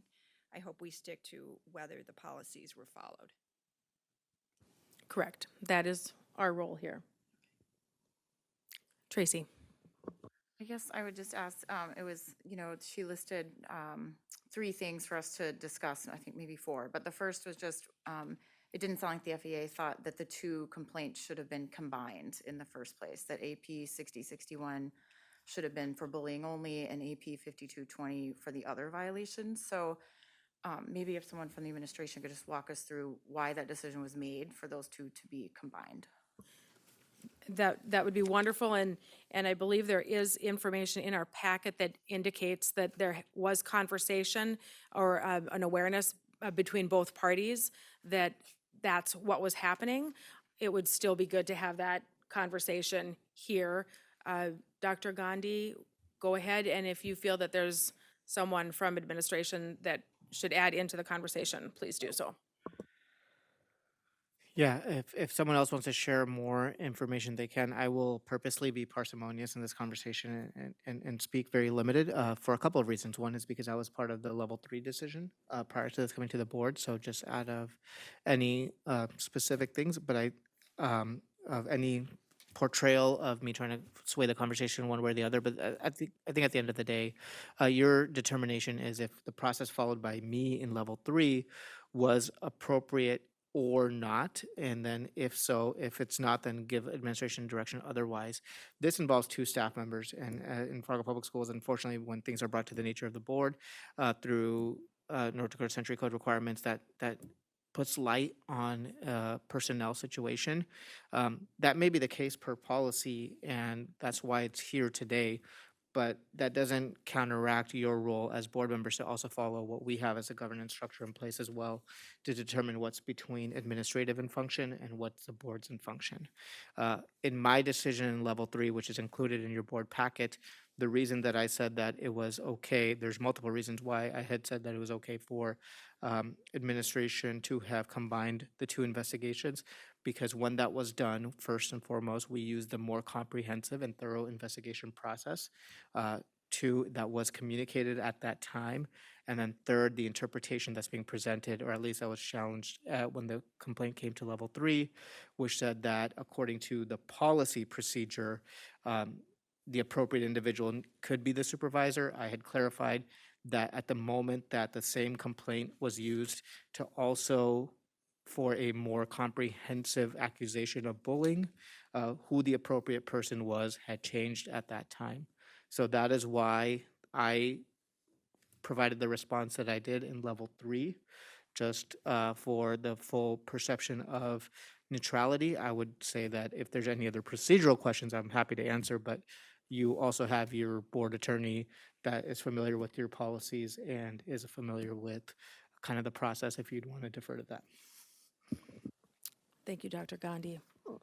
Any board members have any other questions, comments? Robin? So regardless of how we end tonight, would it be wise to sit down and review these policies either as a cabinet and or with the FEA just to streamline some of this? I would look to Tara for some recommendations there and guidance. Yeah, I think we absolutely, as a board, need to look at the policy. And the problem here is because you've created a governance structure and you have a governance policy that says everything that is operational rests with the superintendent. And now you have a policy that's getting into the weeds of operational matters. And so you have two policies that are starting to conflict with one another. And so that's going to have to be addressed. The other thing that I would state for you is that the FEA says that there was only one complaint that was looked at. That's a misstatement of fact. What happened in this situation is that a complaint was made with a set of facts under a specific policy. The complainant then made a second complaint using the similar and exact same set of facts, which was verified with the complainant using a different policy. Because administration had the bullying policy was now brought into place, and because that requires a more intensive investigation by a party who's not involved in the situation, administration only conducted one investigation. However, that investigation looked at multiple policies, not just the bullying policy. It also reviewed the policy that was the basis for the original complaint. So all of the complaints that were made were addressed by the investigation. Thank you, Tara. Jennifer. So I have a question, Tara. You stated that I too think that it's important. Well, first let me ask my question. Okay, so is the intent, because this happened at governance discussion, I don't recall being involved or being on the phone for this particular meeting. And so was the intent that all of your policies apply to all staff, or is it indeed being applied differently and that was its intent? And then I have a follow-up question. I might need you to clarify that for me. So some of the suggestions that were made or comments or questions really was, are they being applied similarly for all staff, or equally, I should say, for all staff, whether you're administration or support staff or teachers? So that's a really good question. What I would say is I think the FEA is reading the first policy 5220 incorrectly. So the AP 5220 defines a complaint as three things: personal loss, injury, or inconvenience that occurs specifically because of a misinterpretation or an inequitable application of policy. So that's essentially what has to happen. And I really struggle to get there in this situation. I don't think we're saying, hey, because it's administration, this policy is being applied inappropriately. This policy applies to any employee within the school district at all. It would not be applied differently to an administrator versus a teacher versus the person in the same position as the complainant in this situation versus an assistant superintendent. It would be applied the same way. Again, our role here tonight is regarding this specific issue, this specific case, to decide if the policies that we have in place right now today were followed appropriately. And that's really what we have in front of us tonight. That doesn't mean that something else might not evolve as a result, in the future, as we're talking about any changes that might need to be made to a policy. But I just don't want that conversation to cloud the decision that we have to make tonight. Robin? So as I look through the governance policies, we leave it up to the superintendent for a reasonable interpretation of policies. And so I think that's really, in my perspective, what this comes down to it. Was there a good faith effort to follow the policies? Because this is so detailed and granular without being involved in every step of the way. I would have a really hard time saying that administration and cabinet did not have a reasonable interpretation of the policies. And when you use the more comprehensive investigation, I deem that as reasonable. Does it mean everything was followed to a T? I don't know. But I feel, personally, I feel it's reasonable, reasonably interpreted.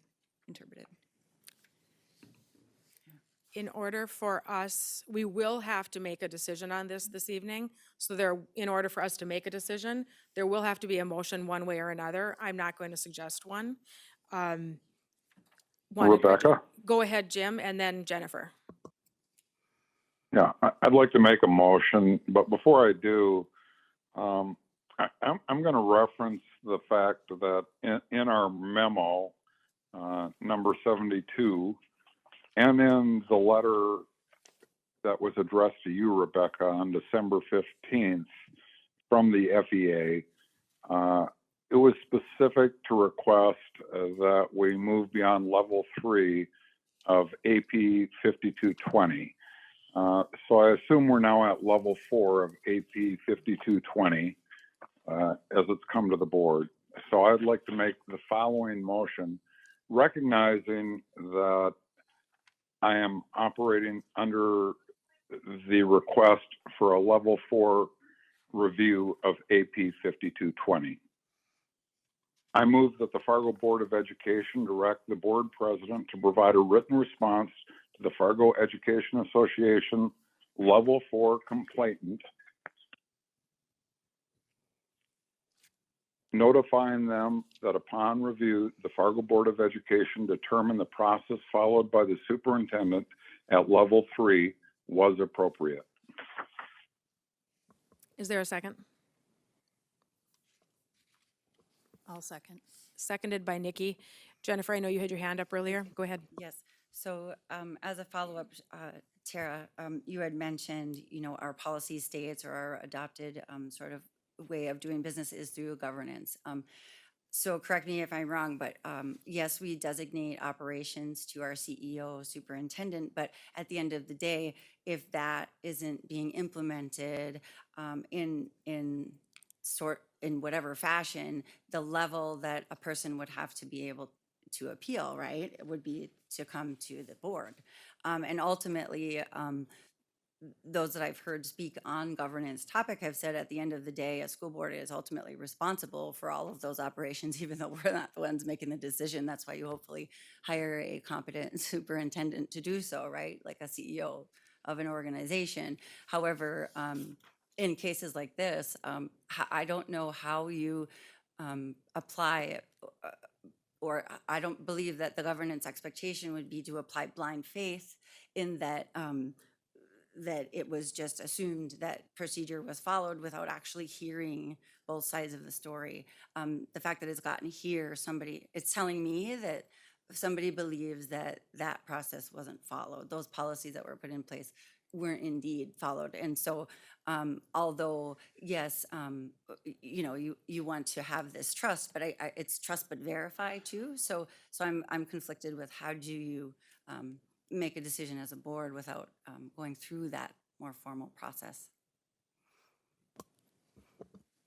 Any other questions, comments? David? I don't know exactly how to state this, but making this operational, meaning that it's essentially turned over to a decision of the superintendent, and then as Robin said, basically, we need to support the superintendent. I just don't feel that's the way something of this nature should be handled. I will not support this motion in any way, shape, or form. Robin and then Dr. Gandhi. I didn't, for 1 minute, state that we should support the superintendent. I said we are here to determine if policy was followed. This has nothing to do with the integrity of the investigation. Well, it is about the integrity of the investigation, where the policies followed. I've never stated to blindly support the superintendent, and I want to be very clear that I never did say that. Dr. Gandhi?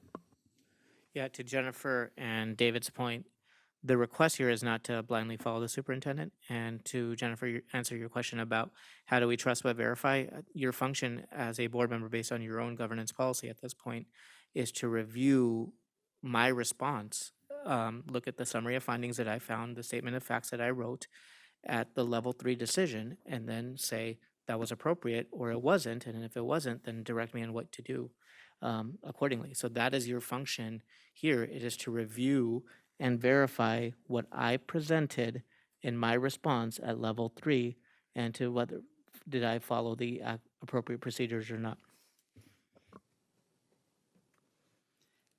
Robin? And I would say no matter how we vote on this, this is nothing against the employee or the superintendent. It is only about process. I'm not saying the decision was right or wrong. I'm saying it's about process, and clearly the process is being questioned. And to Tara's point, I think it will be prudent to review this after this evening.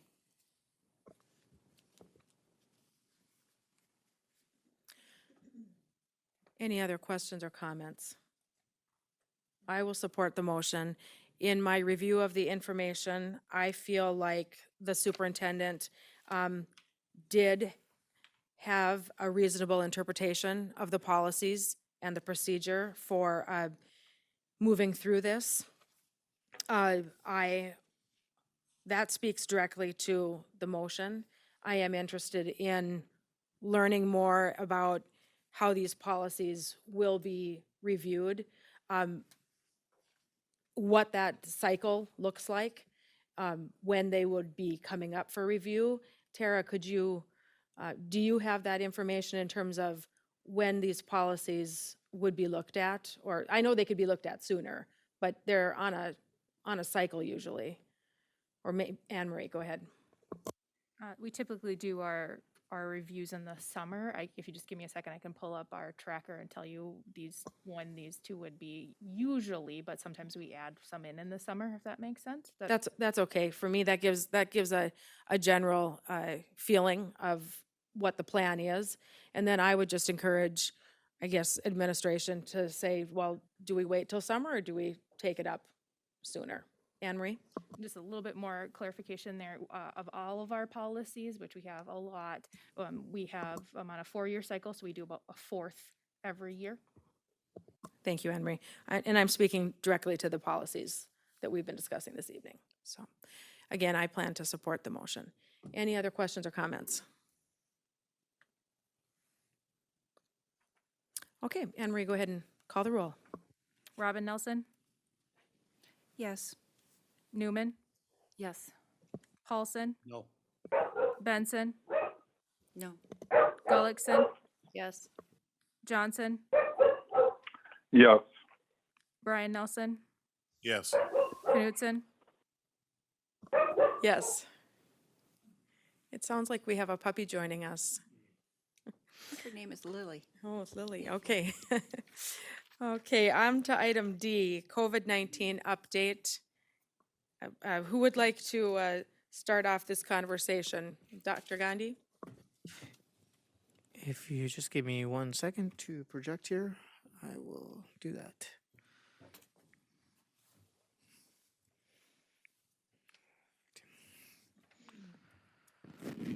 So in alignment to the same update that's been provided or the same pieces of information that have been requested in the past, we will first start with just the weekly chart update.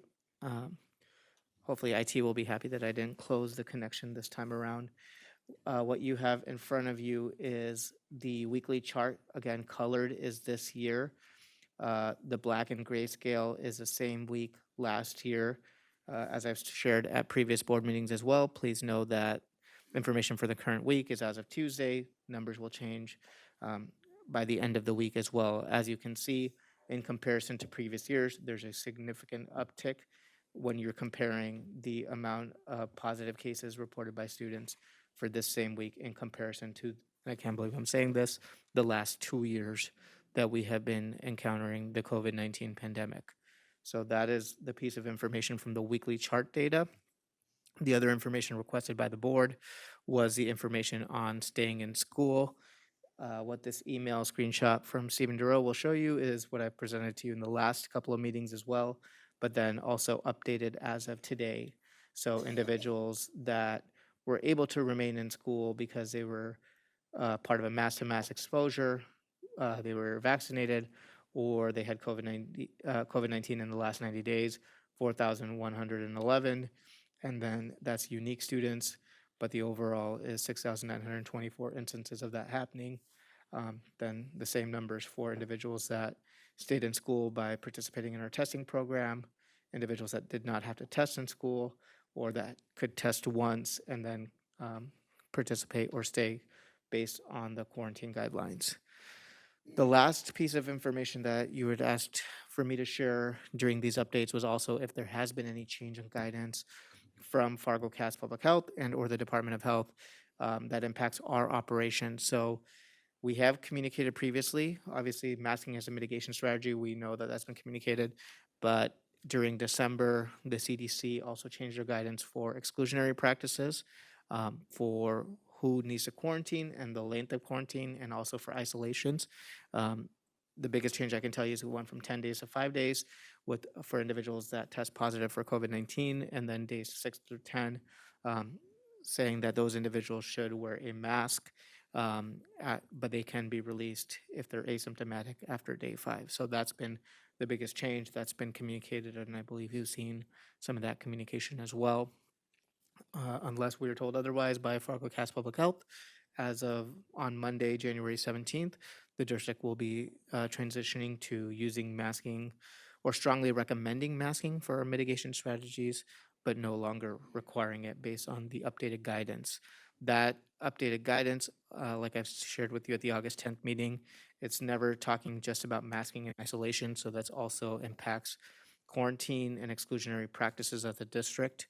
We will no longer be identifying close contacts. That is, what that means is that conducting the work to identify who's been within a positive case within 6 feet for 15 cumulative minutes or more. We will transition to a general notification of anyone that shared a classroom environment with an individual that tests positive, of notifying that entire class.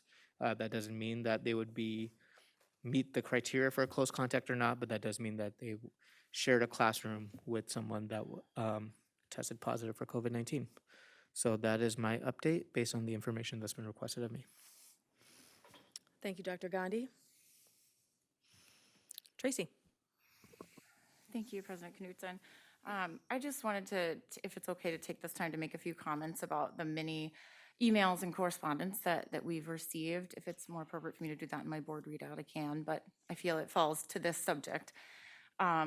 And really, I think I'm going to make these comments as the health officer and not necessarily as a school board meeting, just so I can clarify a few things. We did the Fargo Public Schools Town Hall yesterday, and I shared almost exact comments I'm going to say, so I just thought I'd like to share them here as well. So first of all, we are highly aware of the Omicron variant, and we realize that the timing and the optics of making a mitigation change like this is unfortunate. But that doesn't change the reasoning behind why we're doing it. And so my hope is to have just full transparency in how these decisions are made tonight. And I shared this with, again, the staff yesterday. So first and foremost, Fargo Cass Public Health believes that masks are highly effective. We still do, and we are still strongly encouraging mask use to both the general public and K through 12. when in indoor crowded spaces. So that sentiment has not changed. But, you know, the CDC guidelines are national level, broad recommendations on an array of things, not just COVID, that are meant to be implemented locally by state health departments and by local public health agencies. Throughout the pandemic, local agencies have done the best they can with the information currently available and with the resources they have in their community. Here locally, Fargo County Public Health utilizes many partners to make our decisions, including a physician advisory group that has 7 local physicians. 5 of them are infectious disease. And we meet regularly to help pore over these guidelines, pore over the data, and really decide how to adopt the guidelines locally. I can tell you, no community or school district, I mean, perhaps very few, are following CDC guidelines to a T. That would be incredibly challenging. For example, a CDC guideline is that we are supposed to be screening and testing all of the students and staff weekly. Fargo Public Schools has never done that, and we don't have the capacity to do that. So there are others. I know we keep getting emails saying, why aren't we following CDC guidelines? So mask use has always been one part of a multi-layered approach to mitigation. Vaccination remains our leading public health prevention strategy, and vaccines are widely available now to everyone in the K through 12 setting, and we believe there's been adequate time for people to receive both doses if they choose. Masking was never intended to be a long-term solution. We certainly don't use masks every year for other illnesses such as influenza or RSV. You know, we must at some point transition to living endemically with this virus, which has been stated. Increasing data has shown that cloth masks may be less or ineffective against Omicron, which is unfortunate. And so if a teacher or staff member or student is concerned about their own well-being, which has been many of the emails we've received, really upgrading to a KN95 or an N95 is recommended, as this will protect the wearer. And then finally, just having one entity in our entire community continue to mask for part of the day when the rest of the community is not, just will not make an epidemiologic dent in cases. That's just not how it works. The CDC guidelines are really presuming that you have community support and that the rest of your community is masking, and then that's followed in schools. It's illogical for students and staff to wear cloth masks, sometimes partially or incorrectly, for 6 or 7 hours a day, and then take them off in the rest of the community, such as at extracurricular activities, buys and games, or the grocery store. Concerned citizens should really be appealing to state or city level leaders rather than just one school district. I don't know why this onus is on us. I mean, if we are so concerned, it would take, for masking to have an impact, it would require a whole of community effort. So, thank you. Thank you, Dr. Newman. Comments, questions? Jennifer, go ahead. Thank you. So I just want to move that FPS remove the mandate policy effective immediately, bringing them to strongly recommended, in addition to the changes mentioned by Dr. Gandhi that were intended to be implemented in on the 17th. And then I will explain my rationale. Is there a second? Second. Seconded by David. Go ahead, Jennifer. Thank you. So as we just heard from Tracy, mandating masks currently is an ineffective strategy. We can debate whether it would be an effective strategy if the whole community did it or not, but the reality is it was stated today, and it was stated at the by Desi Fleming yesterday at the commission meeting when she shared her COVID update, that cloth masking is ineffective. And so it seems to me that this is something we need to leave and should have left with each individual and each family to make that choice. We have the power to make that change tonight. And I think it's the right thing to do for all of these reasons, because we know, and the entity that we've been listening to is telling us it isn't effective the way that we're deploying it. So I would struggle to understand the reason why we would keep it even till the 17th and just really move it to a strongly recommended and give that right back to students and staff to make that decision for themselves. Any other questions, comments from other board members? Okay. Anne Marie, would you please call the roll? Newman,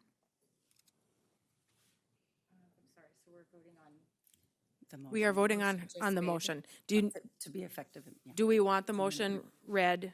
Sorry. Why don't we do that? Well, Anne Marie, can I would you? just ask a question? Go ahead. Okay, hold on. Anne Marie, would you please read the motion? I'll go back to you, Tracy.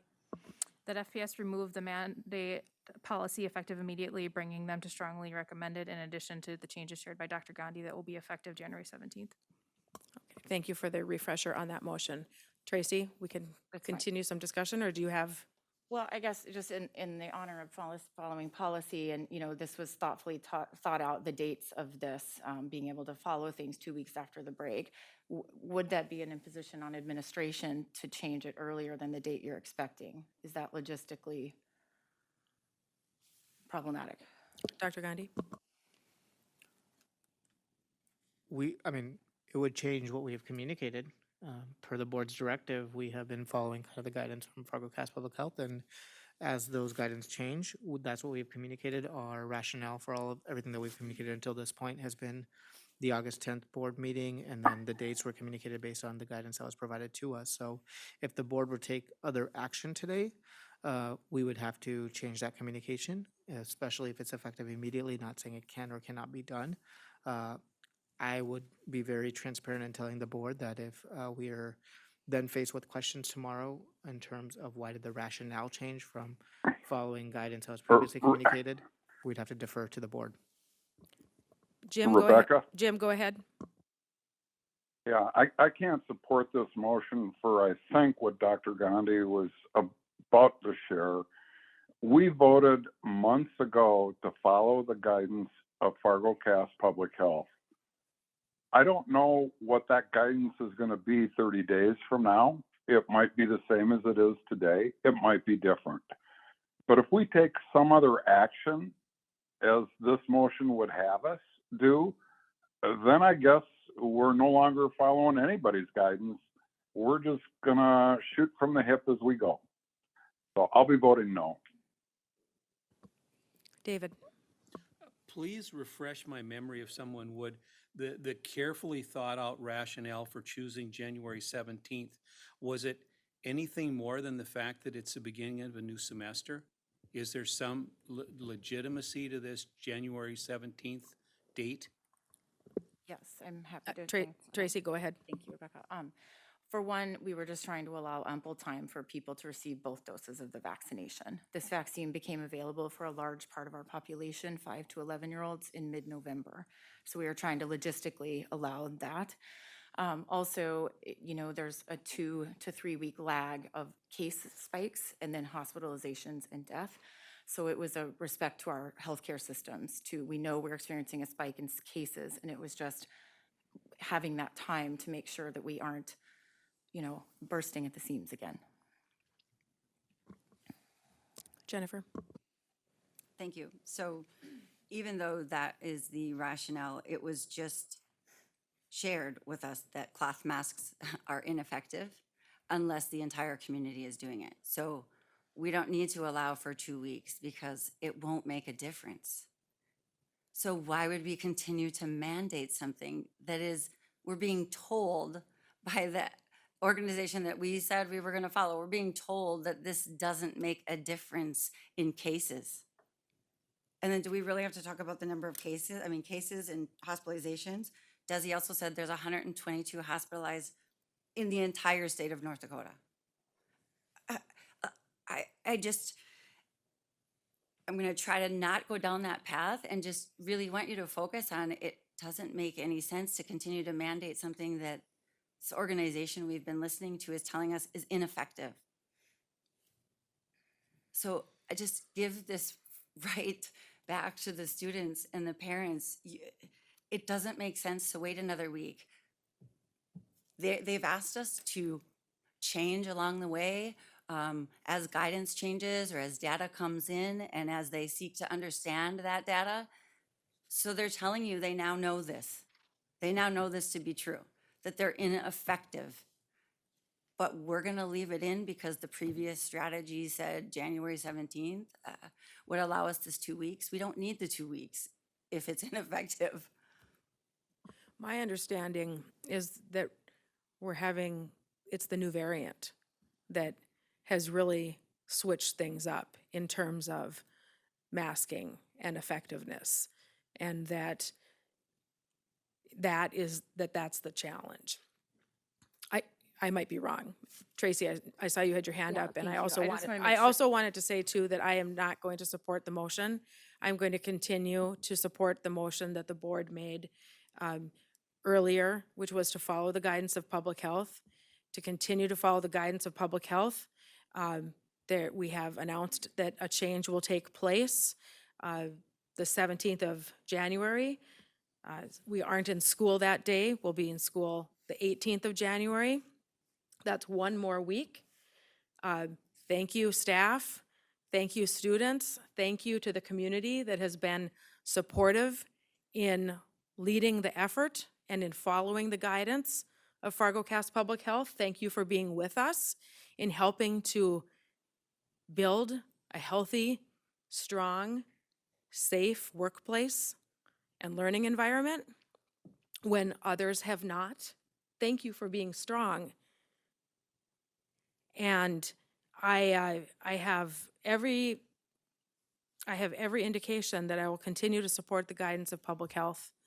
We have individuals that have asked us to now continue the mask mandate, for different reasons, right? There are people that feel strongly on both sides of this. Some about freedom, some about liberty, some about health and safety and wellness and well-being, some about individuality, some about community. So we're all coming at this from different perspectives. I'm coming at this from a community perspective, from the perspective of one of the largest employers in the city of Fargo.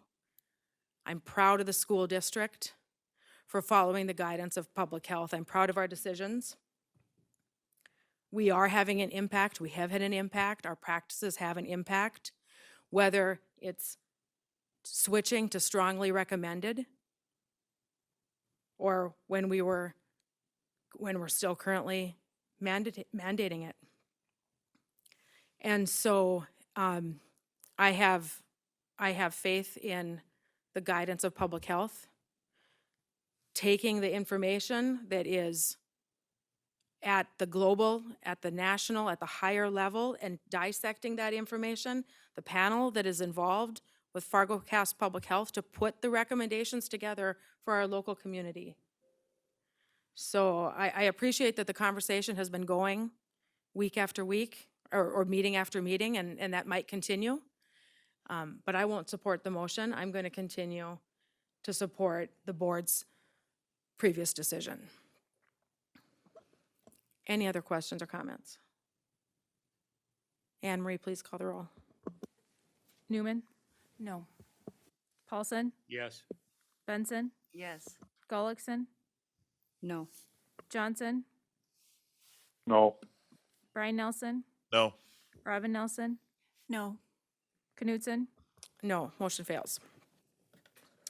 The last item on the agenda, board reports, committee liaison and correspondence reports. I think at our last meeting, we missed, or we might have put this off in terms of sharing, or maybe I'm remembering incorrectly, it might have been the meeting prior to that. At any rate, please share what you feel you need to share if you didn't have that opportunity sooner. Nikki, why don't we start with you?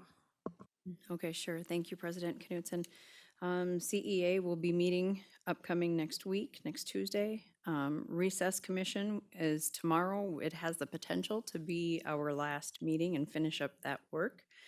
I will be taking part in the State of the Schools on Thursday evening, and I am signed up for additional negotiations training through the State School Board Association on February 3rd and 4th. Thank you. Thank you, Nikki. Brian? Real short, I'm part of the memorandum of understanding For the salary, ours is not going to finish up anytime soon. We still have a few meetings left. It's gone very well. It's a complex issue, as you guys know, over years, and I think we'll get there. We'll have something, at the end of the day. So we're working hard for that, and I too will be in the state of schools. That's it. Thank you, Brian. Robin? I attended governance committee, but I cannot remember which date it was, but I was there. Chambers Eggs and Issues was on January 6th, and they talked pretty in depth about COVID and the OSHA ETS, which does not affect the school district, I found. After the last board meeting and numerous parent questions, I attended Fargo Cass Public Health Board as the liaison on December 17th. And I made some inquiries, and I shared this with, through an email to the board, but I feel obligated to let those that were listening know about that conversation as well. So I did inquire about the mobile vaccination clinics at schools during the public health meeting, board meeting. And Desi, the director, answered that Fargo Cass Public Health received a grant from the North Dakota Department of Health to offer the program, and that Fargo Cass Public Health contracted Family Health Care to staff the vehicles due to their own staff shortages. She went on to follow up and say that in the month of October, there were 173 vaccinations administered, and 3 of those were COVID. So I just don't want this to be perceived by the community that this is solely a COVID vaccination unit. The grant was to enable vaccinations to be administered, whether they are required or recommended. So the vast number of them were either the required or recommended, but did not include COVID. And I think I figured out the percentage like 0.017%. So I just wanted to keep that in perspective. And I tried to answer as many emails as I could from people questioning those. I don't have the answers to the medical questions, but I tried to do with the policies. And then Governmental Affairs Committee, we're working on a February meeting. We're required to meet at least quarterly. So Tara and I are going to visit and see how we move forward. That is all. Thank you. Thank you. David? I have nothing to report. Jennifer?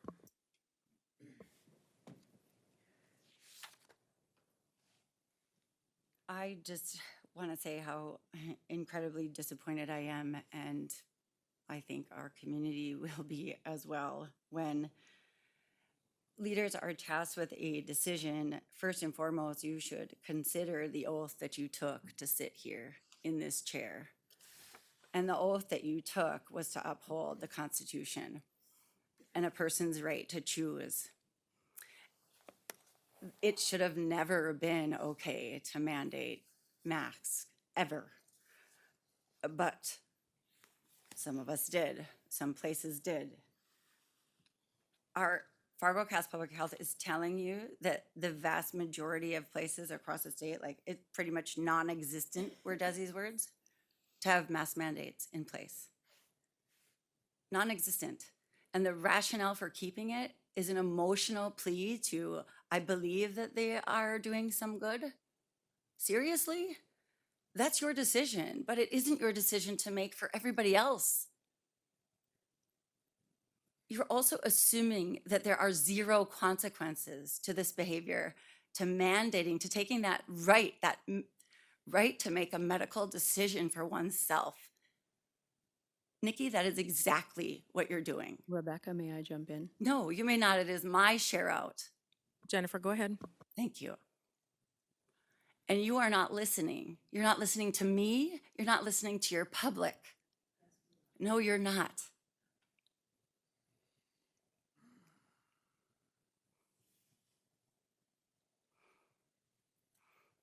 I do believe in medical freedoms. This country believes in medical freedoms. The box that the masks come in even tell you that they're not going to be effective, right? Yet we continue to mandate. We used the power granted to us, given to us by being elected to be in this chair, to violate people's constitutional rights. And we continue to do it even when public health tells us it's an ineffective mitigation strategy. It is absolutely insane, and it is so wrong. So